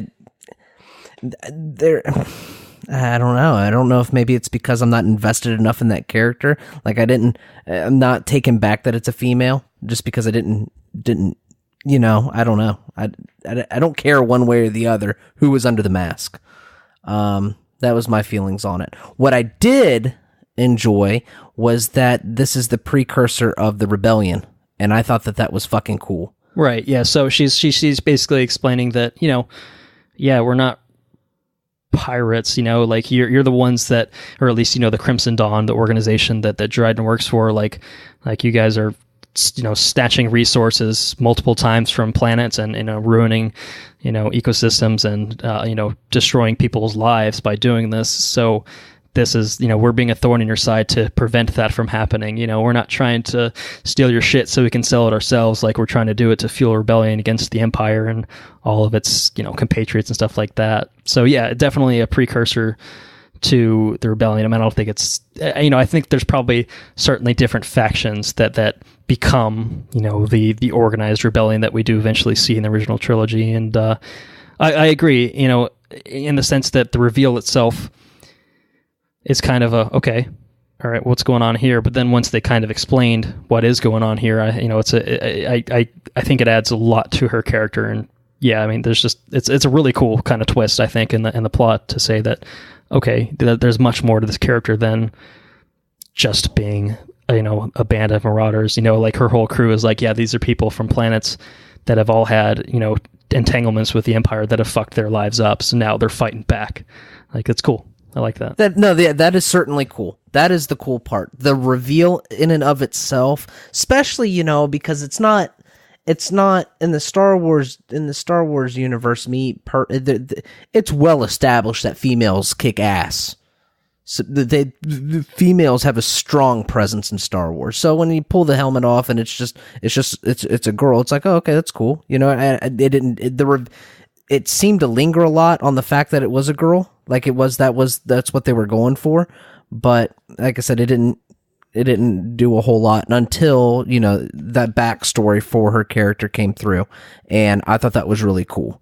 But yeah, anyway. Yeah, well, it could also be one of those things where maybe less for the audience's sake, but more for the character's sake, where, you know, Beckett's obviously had entanglements and he's kind of like, oh, fuck. Like, that's who's been ruining my shit this whole time. I think maybe there's perspective. Maybe an element of that, but you know, it's a movie. You know, we're audiences watching the movie. That's how things work. So, yeah, right. That's fair enough. I've seen some speculation online that some people thought that she could have been the daughter of Beckett and Val, which is obviously not addressed in the movie at all. If that's implied, which it isn't. Obviously, he would have said something about that. But some people were like, just based on the casting, you know, it seems like she could have. I mean, she looks like she could have been, you know, their kid. And maybe that was something that maybe was toyed with initially, or maybe that they just... That's what I didn't know if I was missing. Maybe they just cast someone that happened to look like it could have fit that mold, and people were expecting much more of a, you know, type reveal, and it just kind of ended up being, yeah, she's just some girl, you know, that's had a tragic backstory and is fighting back, you know. So, yeah, you know, I think maybe that's kind of where you're coming from. Yeah, I don't know. Anyway, so...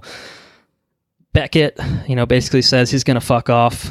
You know, he's like, I'm done with this shit.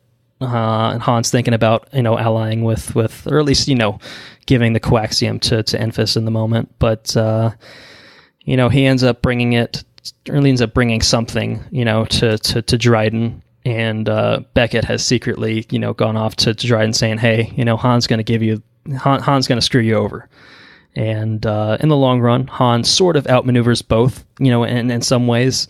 You know, Dryden thinks he's being faked out, but he actually did have the coaxium kind of brought to him all along. But I feel like if I try to explain it, I'll just confuse myself in the process of it. It makes sense when you watch it. But long story short, Beckett escapes with Chewie and the coaxium and kind of starts leaving. And then Kira kind of initially seems like she's turning against Han, but then kind of, maneuvers and turns against Dryden, ends up killing him in a little sword battle ish. And he's got lightsaber knives. Kind of, yeah. Cool. They're not quite lightsaber ish, but they're like light. They had knives. The blade of a lightsaber, right? I don't think they cut like lightsabers do, but I think that they're like heated like knives or something like that. But I don't think they're quite as like OP as like lightsabers are in terms of what they can cut through. At least it didn't seem like I didn't get that impression from the way that they used them anyway. But they're definitely some pretty badass weapons. The animation track, or the like, there was like this lighting trail effect while he was swinging around and shit. It was really cool. Yeah, it's cool. But like I said, Kira kills Dryden, and then she's like, "All right, well, I'm gonna. You've got some jewels over here. I'll snatch those up, and then we can use that to buy our ship, and go be lovers together." And she's like, go follow him, Han. Go follow him. And he's like, "All right, okay. See ya." He's like, "All right, I'll see you in a bit." He will not see in her a bit. She snatches this little ring contraption from Dryden's corpse, plugs it into the little ring contraption box receptacle, and contacts the leader of Crimson Dawn. Fucking Darth Maul, man. Yeah. Holy shit. Yeah. I actually said that out loud. The theater's all quiet. I don't think you were the only one, at least maybe in that particular auditorium, but I'd say generally speaking, for most people watching this, it's a holy what the fuck moment, I said it was holy shit followed by what? Like that right there, and the old lady sitting next to me just kind of like started tapping her foot. I was like, "Oh, I'm sorry." I don't know what to say. I'm sorry, but yeah, it blew that what? That was probably my biggest holy shit moment for sure. It was definitely the most surprising reveal, and it's one that I think is awesome for many reasons. I mean, Maul's a cool character, but it's one of those things where he didn't spend 2 minutes explaining, "Yes, I was killed by Obi-Wan Kenobi many years ago, but now I'm alive and I'm ahead of the." It's just he's just there. He's just the leader of the Crimson Dawn. We see that he has robot legs, and it's one of those things where I'm like, this is why I think that this direction of just doing Star Wars movies that are just kind of side stories is fucking cool, because they're not afraid to embrace what's happened within their own canon that they've made. Right. Like this treats that Clone Wars gives you all the context you need to know for why Maul is here, how Maul is here, all that good stuff. And it doesn't spend, so much time explaining what, it trusts you to say that, okay, if you're confused, you probably know what Google is, exactly. Yeah. And, even still, it's still just kind of like, oh, fuck, Darth Maul, like, cool. Like, people recognize that character. Most people recognize that character. Even if you don't recognize Darth Maul, she contacts the leader, and obviously he's for example, if this is like your first introduction to Star Wars, right? So you go and you're watching this cool movie, and now the leader of this giant gang is a lightsaber wielding horned badass with mechanical legs. Yeah, that's fucking cool. Did he need to ignite his lightsaber at that time? No, but it was cool. It was cool, right? See, and the thing about something like this is, like, to me, this highlights kind of to jump into the other Disney property or Disney-owned property. Like, Marvel is so afraid to touch anything from the TV universe, whereas this one just unabashedly just goes for it. I'm like, why am I not getting Daredevil in my Avengers movies and stuff like that? And, like, I kind of feel like this just goes to say that, like, they have a plan and they're sticking with it, even if it's something that, if you have to look something up to get it, then who cares? I know we're not going to go out of our way to explain it at this point. I just really enjoyed that approach to the storytelling, where it's like, hey, you can fill in the gaps if you're a little puzzled by what's happening, but it's such a badass moment.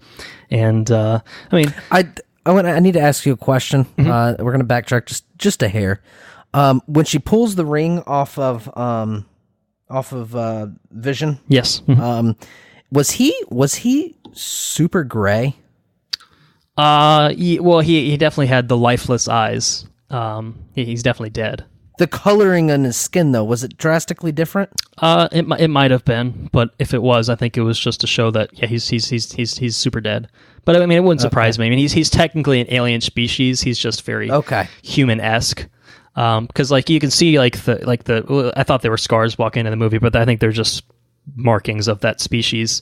You know, you can see that right? they kind of change color, and like his eyes become like super bloodshot throughout the movie. Yes. So I think that's just maybe just characteristics of his species. So if he does become very, very gray when he dies, that might just be something that, you know, that's what happens when something like that dies. Maybe think he was a chiss with some with like coloration or something.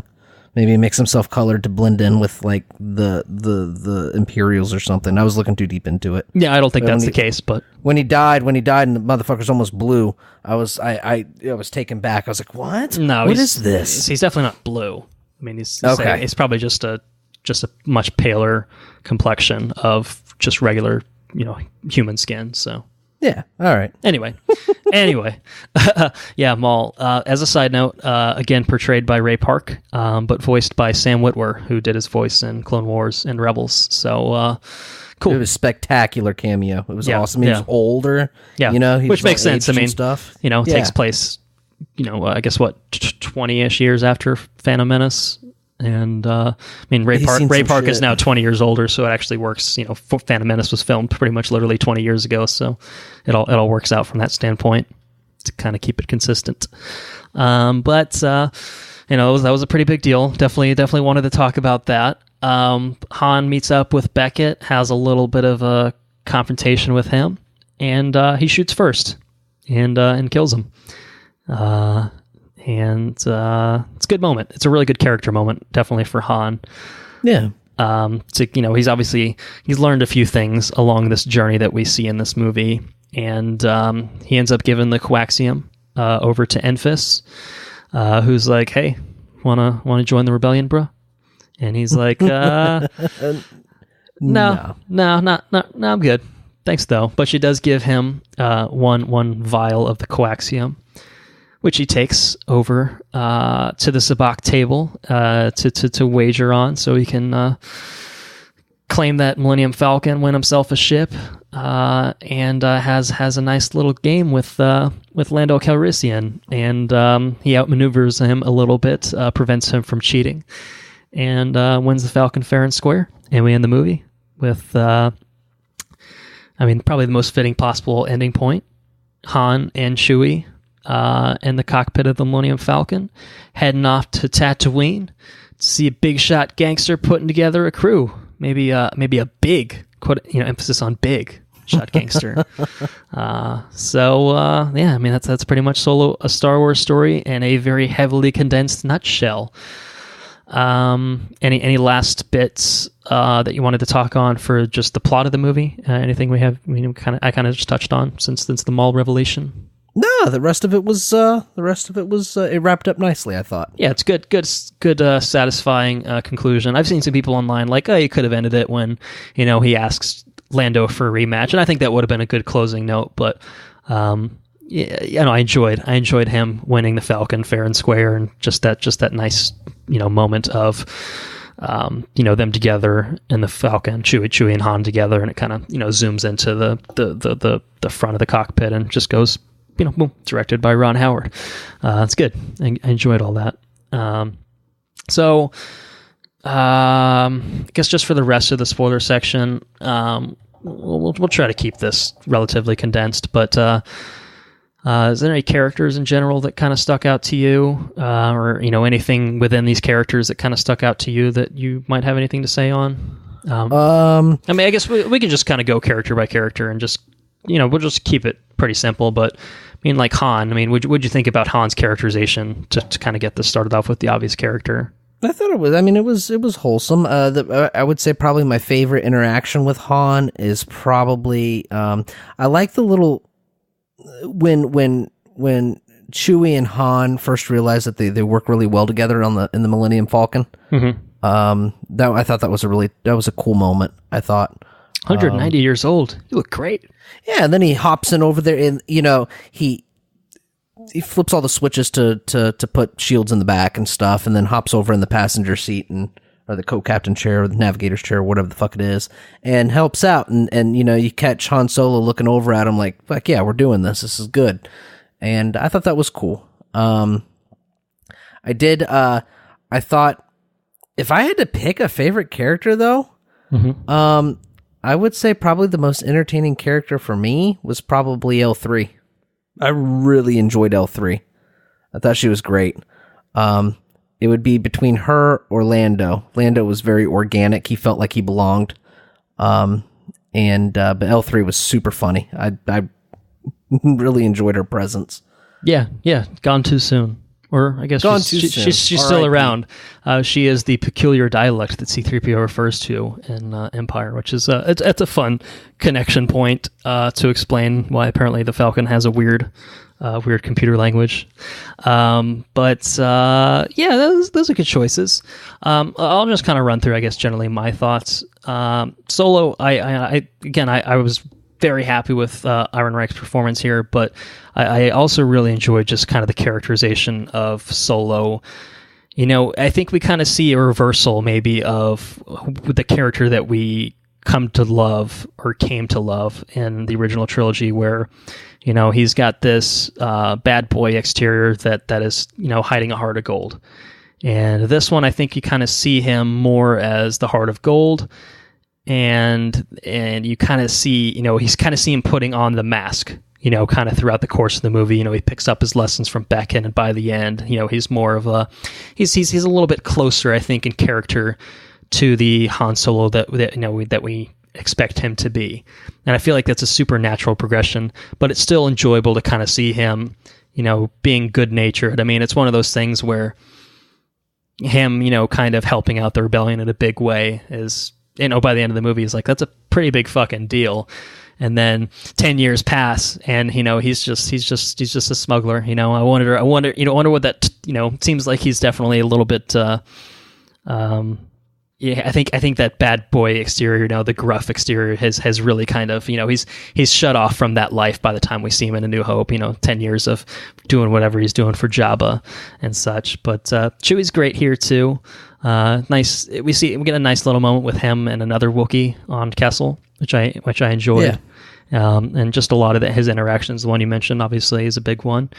But there's a lot of good stuff with Chewbacca here, and you really see and feel, I think, the camaraderie between Han and Chewbacca. And there's a lot of good moments in this that really, when second time I was watching it, I was thinking about it. I'm like, fuck, man, like Han's death in Force Awakens, like, man, like you just Chewie's obviously, you see bits and pieces of Chewie kind of being like really kind of fucked up by that. Chewie gets ripped apart in Force Awakens, though, man.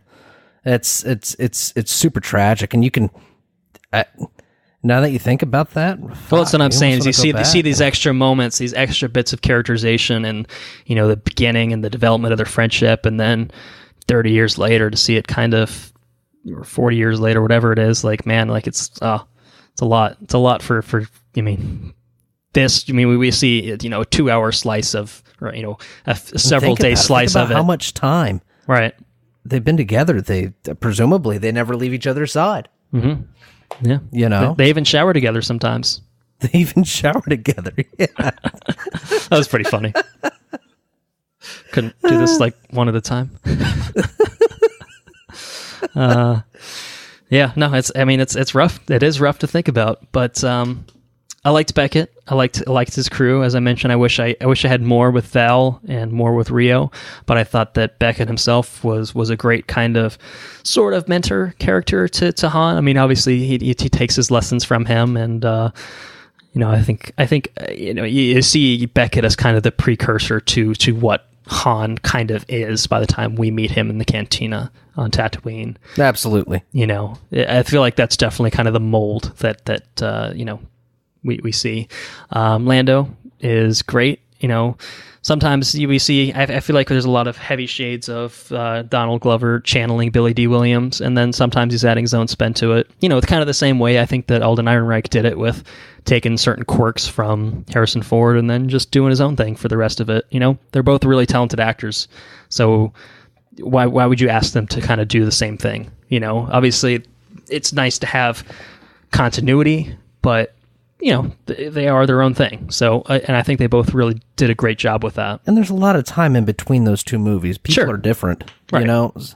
So I think that any sort of changes, you keep the core structure of a character the same, and then obviously life experiences and things change people. So of course they're going to be different. I think it's ignorant to ask for the same exact thing, but yeah, I thought Lando was super organic. I thought he was really cool. Yeah.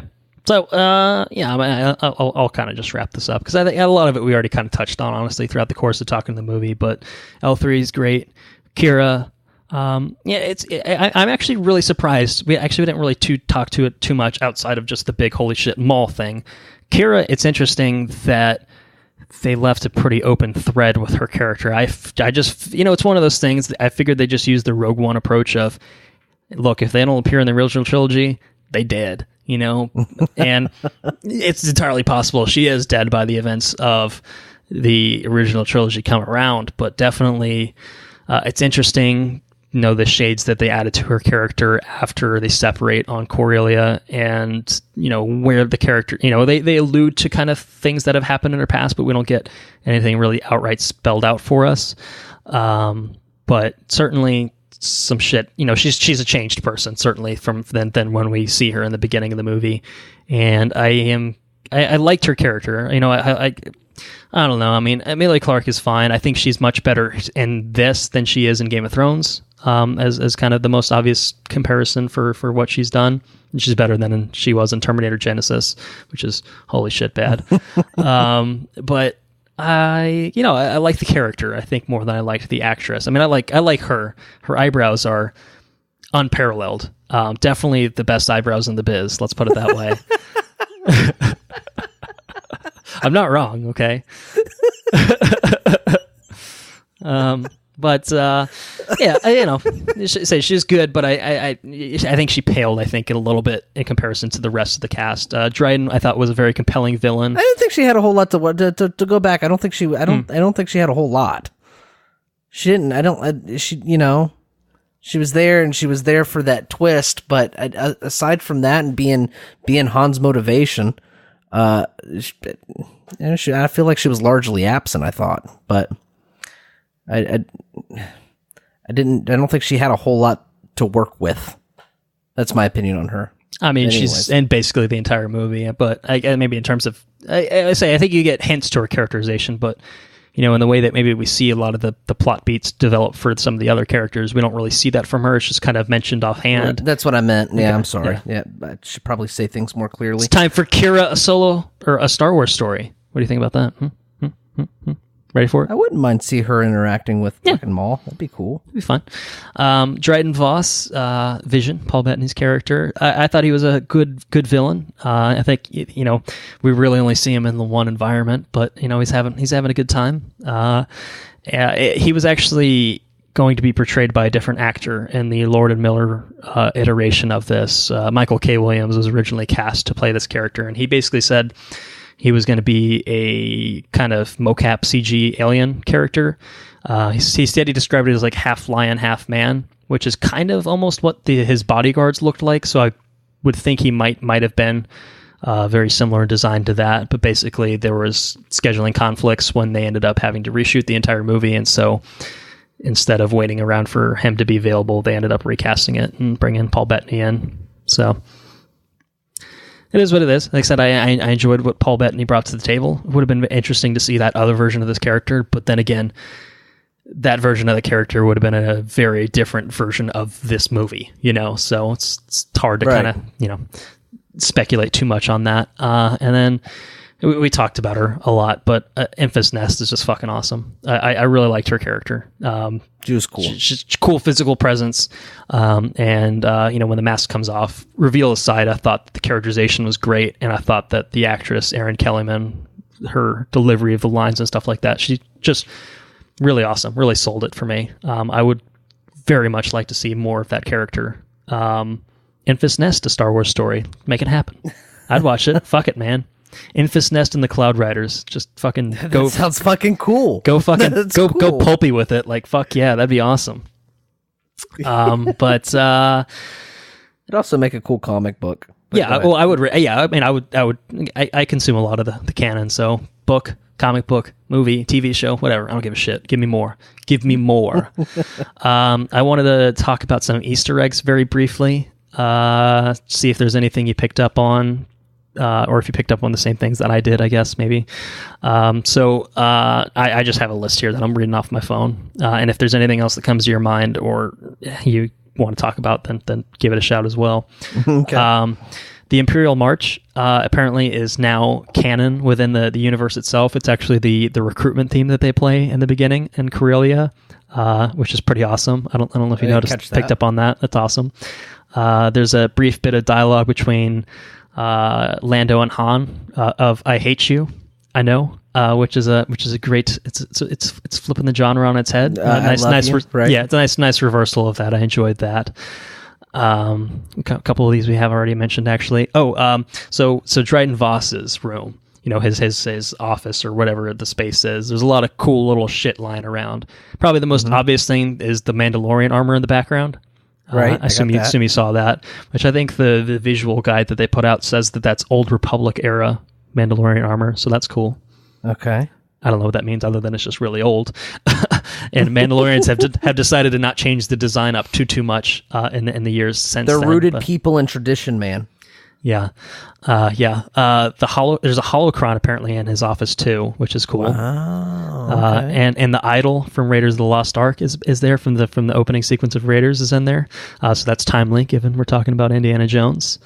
Okay. And in the Cloud Riders gang, I don't know if you saw the Two Tubes character. Yes, I did. Yeah, so there's actually two of them. There's Eggmates. So there's, I think, Edrio and Benthic Two Tubes. I think this is supposed to be Benthic Two Tubes, but I think they both appeared in Rogue One. So that's cool to see the continuity there.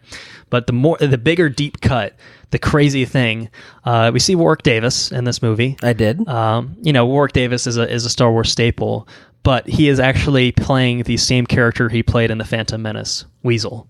Do what? Yeah, it was he. So he appears as himself. You can see. It's just an unobstructed Warwick Davis face that we see in Phantom Menace at the pod racing. He's on the sideline, just making faces in the audience. But his character there was named Weasel, and he is actually playing an older version of that character in this. So, is that a necessary connection? No, but it's a fucking cool one. It's just like, well, that's badass. Like, cool. I like that. Yeah, it's cool. So Han mentions when he meets up with Lando in the first place, and he's betting his ship that he doesn't actually have. He calls it a VCX 100, which is the exact model of a ship that the Ghost is from Rebels. So that's cool. Oh, that's cool. And we get mentions of Bosk, the bounty hunter Bosk. Val mentions him by name, and they're like, "Why don't we just hire Bosk instead of these fucking idiots?" And that's cool. When Lando meets Beckett, he talks about, holy shit, you're the guy that killed Aura Singh, who was another bounty hunter in the Star Wars universe. And Beckett's all like, well, I pushed her. It was the fall that killed her. It's a little collateral kind of joke, which I enjoyed. So two big bounty hunters that have been referenced, which is pretty cool. Right. And Kira mentions that she uses Teras Kasi as her martial arts when she's fighting, which was part of the Legends canon as well. There was actually a game about it called, I think, Star Wars Masters of Teras Kasi, which is it was like a fighting game they did years back. So that's interesting. And then some offhand mentions of Scarif, which is the site of the third act of Rogue One, Felucia, which there's a huge Clone Wars arc around, and I think that's where we see whatever the Twi'lek Jedi is. We see her get killed on that planet in Revenge of the Sith. Okay. And then, of course, Darth Maul mentions Dathomir by name. I remember that one. Come to me on Dathomir. Yeah, it's cool. So that's all I had for my list. So that's pretty extensive. It's pretty impressive. Well, I some of it I I compiled from looking around online, but Multiple sources, there are quite a few things there that I did pick up from both of my viewings. And that's what I love about Star Wars, is just seeing the interconnectedness of the fucking world. Like it's universe, so badass. Man. Like I love it, man. I ate that shit up. So this is the kind of movie that obviously I was predisposed to enjoying it in spite of my reservations, and had a bloody good time with it. So I'm going to ask you what your favorite moment was in this movie, if you have one, if you could decide. I like that mall moment as far as just sheer excitement. I mean, you said it yourself. Holy shit. Yeah. That mall moment was pretty cool. That's fair. I can't disagree with you there. So, actually my favorite moment is something that you already talked about. And I was kind of surprised when you started talking about it. Like, yeah, that was the moment for me that I was like, holy shit, I'm getting some unexpected feels right now. And that's where Chewie assumes the role of co-pilot in the Millennium Falcon with Han. During that Kessel Run sequence, he's talking to Kira. He's like, hey, you want to be my co-pilot? And then he starts telling her shit to do. And she's like, I don't know what I'm doing. And then Chewie's like, get the fuck out of my way. But just that moment of, that look between them of like, okay, there might be something here. And then, reconciling that with the years and years of history and everything. And it's just like, damn, that's a cool moment to see the moment that Chewie became Han's co-pilot. Like, that was just really, really touching. They did a really good job of showing that moment too. Mm-hmm. Yeah. Capturing that moment. Yeah. So that's one of those things where like, okay, it's worth it just to see something like that. Like, it felt earned, and it felt like it was good. It was good. So based on the numbers, box office numbers, probably fair to say that Solo 2 is probably not at the top of the list of things that Lucasfilm wants to create at this point. But they did leave some loose ends. We talked about Kira and Maul and stuff like that. So, what would you do? If it was up to you to kind of, would you pick up some of these threads in a movie? How would you handle something like that? What would you like to see? I guess not necessarily what would you do, or what would you like to see? I think it would be cool to have explore the Cloud Riders and some different forms of media. I think that would be cool. I don't think we need a continued Solo thing. I don't think we need another Solo movie. I don't necessarily think that I need any. I don't think I need any more. It'd be cool to have a Kira movie, Kira and Maul, or a Maul movie, but at the same time, they've explored. Maul's got a pretty resounding presence in Clone Wars and Rebels. You know what I mean? So I feel like he's pretty fleshed out. So I would say just do something else. Give us more something off the wall, That's what I would say. I think Cloud Riders is probably the easiest to pick up on and explore. I don't necessarily know if there's enough there to have its own movie, unless you want to do a movie centered around the beginning of the rebellion, which might be pretty cool. But aside from that's pretty much it. Or Cloud, I don't know. That's my opinion, though. We don't need another Solo movie, I don't think. Yeah. I think where I stand on it is, I really liked what Alden Ehrenreich did with the character, and I would be okay with seeing him pop up in a movie, but I don't think it needs to be his own movie. So I feel like this movie leaves it in such a place where Han is where he needs to be set up for when we see him next. Like, obviously he's going to do things in the intervening 10 years, but I think we got most of pretty much everything we needed to, or at least could have, with his character here. And it's like, okay, well, if you do a Solo where he's the main character, Solo 2 where he's the main character, what do you do? You'd go on another adventure. That's what you would do. Well, you'd go on another adventure, but it's like, okay, he already met Chewie. They're co-pilots now. He already met Lando. He got the Falcon. He won the Falcon from Lando. And it's like, okay, well, there's just so much here that's already been resolved. It's like, do you need him to be the focal point? Like I said, I would be okay with seeing him if you do, for example, a Lando movie. I'd be very okay with a Lando movie, in which case it would be natural for to have Han pop up for a scene or two, or even if he was heavily involved in the plot, like that would be cool and all, but I don't think he should be the main character. I think that if you're going to give some extra characterization, give it to someone else at this point. So my what I'd like to see, because clearly they set up some loose ends with Kira and the Crimson Dawn, I would like to see a little bit more of that. Whether it's in a Lando movie, maybe even the Boba Fett movie tied into that would be cool. That would be cool, yeah. Even if an Obi-Wan movie tied into that potentially, that could be interesting as well. The only issue with the Obi-Wan movie is it's a little tricky with the Maul situation because you can't have them actually meet up without kind of, contradicting the Rebels, side of the lore. But yeah, I mean, if you do a soft, loosely connected trilogy of Solo, Lando, Boba, or I guess Solo, Boba Fett, and maybe Lando later on, like, you can bring Enfys Nest into those as well, potentially, or you could, for sure, you could make a whole movie for her. I'm definitely down with that. But that's what I would do. Is if you're, I don't know. I mean, it's one of those things again where, okay, it's tough because this is going to be the least successful Star Wars movie aside from the Clone Wars feature film. It's like, well, do you run in the other direction, or do you double down and hope that by keeping the budget down that people might respond to it a little bit differently? I don't know. I mean, I think that people would be much more game for a Lando movie than they would be for a Solo movie. But that's just kind of how I see it. But maybe that's not actually the case. Otherwise, maybe they might have made the Lando movie. I need a Thrawn movie is what I need. Fuck yeah. Thrawn movie, that'd be badass. That would be good. Like I said, they're not afraid to play fast and loose with, shit from other pieces of the canon. So, yeah, bring Thrawn in. Hell yeah. Whether it's his own movie or whether he's the villain of another movie, like, yes, please. Please. Yeah, that would be great. So, I think that is more than enough on Solo, a Star Wars story. Would you agree? Yeah, let's move on. Let's move on.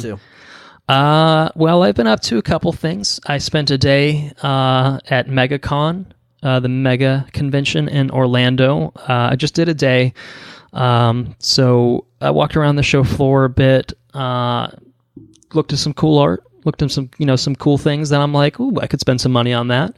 There's a nice painting I thought that might make a nice addition to my Star Wars collection, but is a little rich for my blood, at least not money I'm willing to part with at this point in time. But it was fun. I had a good time. We went to see Billy D. Williams' panel that he did. Oh. So that was a joy to watch. Kind of on the heels of, I'd seen Solo the night prior to that. So did he comment on Glover's performance? I think he said, he had met with them, was a fan of kind of what he did, liked the movie a lot. The joy that I have, it's quote unquote joy, is that, the con audiences, you get some people in there that, sometimes, you have an open mic, people walk up and ask some questions and you're like, what the fuck is going on in this person's head right now? Like, like there's a disconnect between, like people that are just like super into like a lot of these fans. And I think a lot of people just don't recognize that like actors, like it's a role for them. Obviously it's a gig. Yeah. Billy D is heavily associated with Lando and, with Star Wars at this point. But it's one of those things where I'm like, like someone started asking him like super specific things about the Solo, and I'm like, this dude wasn't even involved in like the writing or like why? What's he going to comment about like certain plot point from that movie? Like what an inane question to ask him at that point. Like, I mean, I don't know. I just find it. It's entertaining from one hand, but you look at them on stage and they're like, "What the fuck is happening right now?" And it's like, there was one guy that asked him. I forgot what he asked. Oh, he was asking about if he had gotten more to do as Two-Face in the Lego Batman movie, how he would have acted. And then Billy D was like, "Well, I probably would have done what the director would have told me to do." And then the guy got like, "Thanks for nothing," and then just like stormed off. Like he was legit butthurt at the response to like this question. I'm like, what is going on right now? That's funny as hell. But it was fun. I got a Black Panther print signed by Brian Stelfreeze. He was the artist that did the current run with Ta-Nehisi Coates. Well, that's cool. So that was pretty badass. And then other than that, I watched episodes 2 and 3 of Legion season 2. So I'm still good few weeks behind on it, but really enjoying what I've watched so far. It's basically David forming an uneasy alliance with the Shadow King, and then the monk. There was the episode with the monk where like they all get stuck in the teeth chattering moment. He has to go inside each person's mind to kind of free him with that. It was really cool. That was a cool episode. Yeah, it's cool. So I think the last thing that happened when I watched is he went to go to Sid, and then it stopped. The episode ended there. So I don't know where it picks up from that point, but I will hopefully find out soon. And I've watched the most recent episode of Westworld, which I know you said you have not watched. I asked you about it before we started recording, so I will say that I enjoyed it in the same way that I've enjoyed all the other Westworld episodes this week. I didn't think it was a massive revelation or anything like that, but it's good. I've been enjoying it, so maybe we can talk about that when you do get caught up. That's it for me. What have you been up to? Well, I started a little anime cartoon called My Hero Academia. Oh, okay. All right. On the recommendation of one Henry, I would imagine. Yes, yeah. Multiple recommendations. Oh, okay. Okay. Very well. I know Henry's been on me for quite some time about it. And then I picked up a couple of other recommendations. I guess I gotta watch it. So I started watching it. And that cartoon's pretty damn good. It's really good. Actually, now that you mention that, I went to it meant nothing to me at the time, but a panel of, I think, Chris Sabat, voice actor, and I think he does some voices on that show, and he's done voices in Dragon Ball Z as well, but I was kind of just like, I don't watch any of these things, so I don't know what's happening right now. The audience was having a good time, laughing at all his answers and stuff like that. I'm like, okay, this means nothing to me, but anyway. My Crunchyroll account doesn't have, and none of it's dubbed, so I just catch the original. Oh, okay. Yeah, that makes sense too.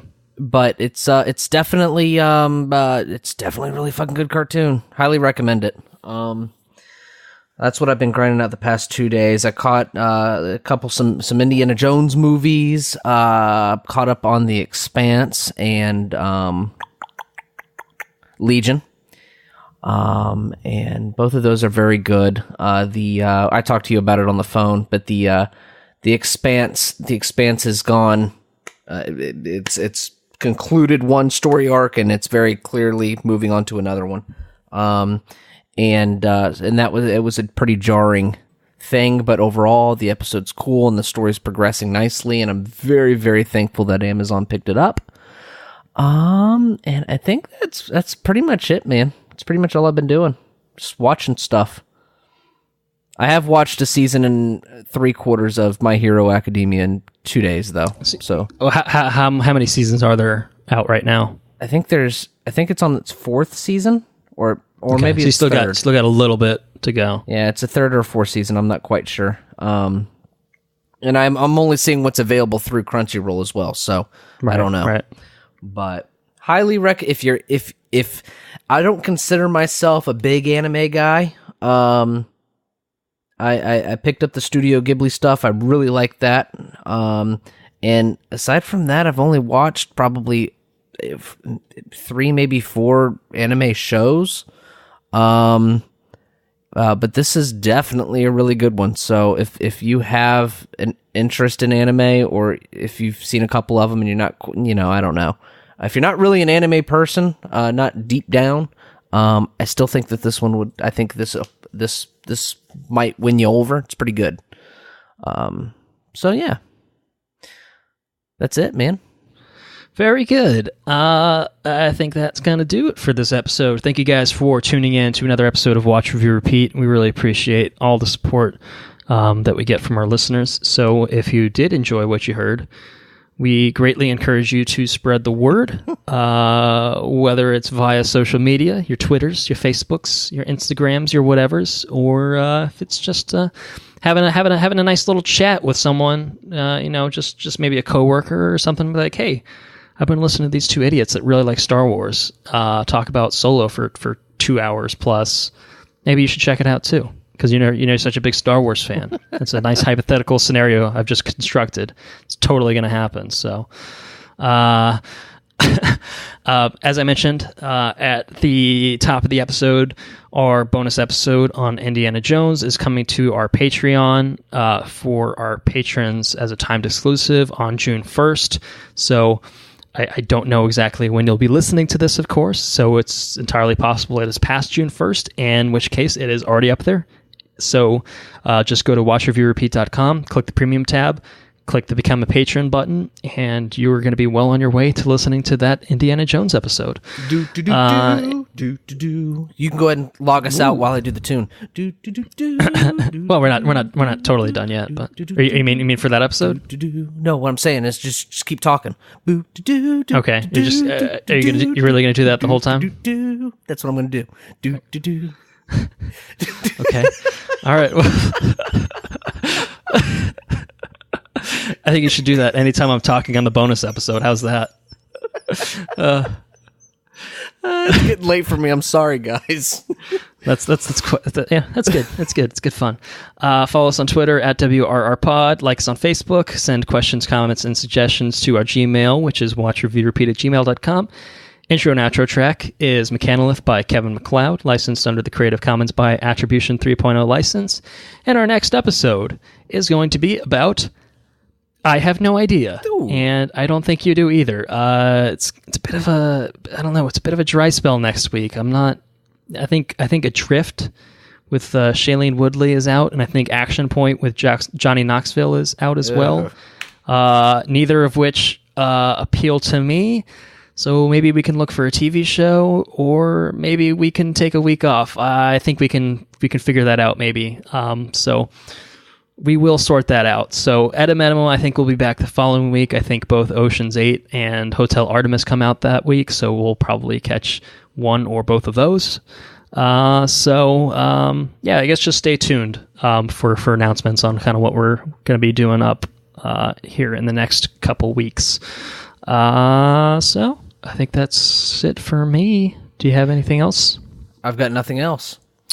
Well, then in that case, laters on the Menjay. Do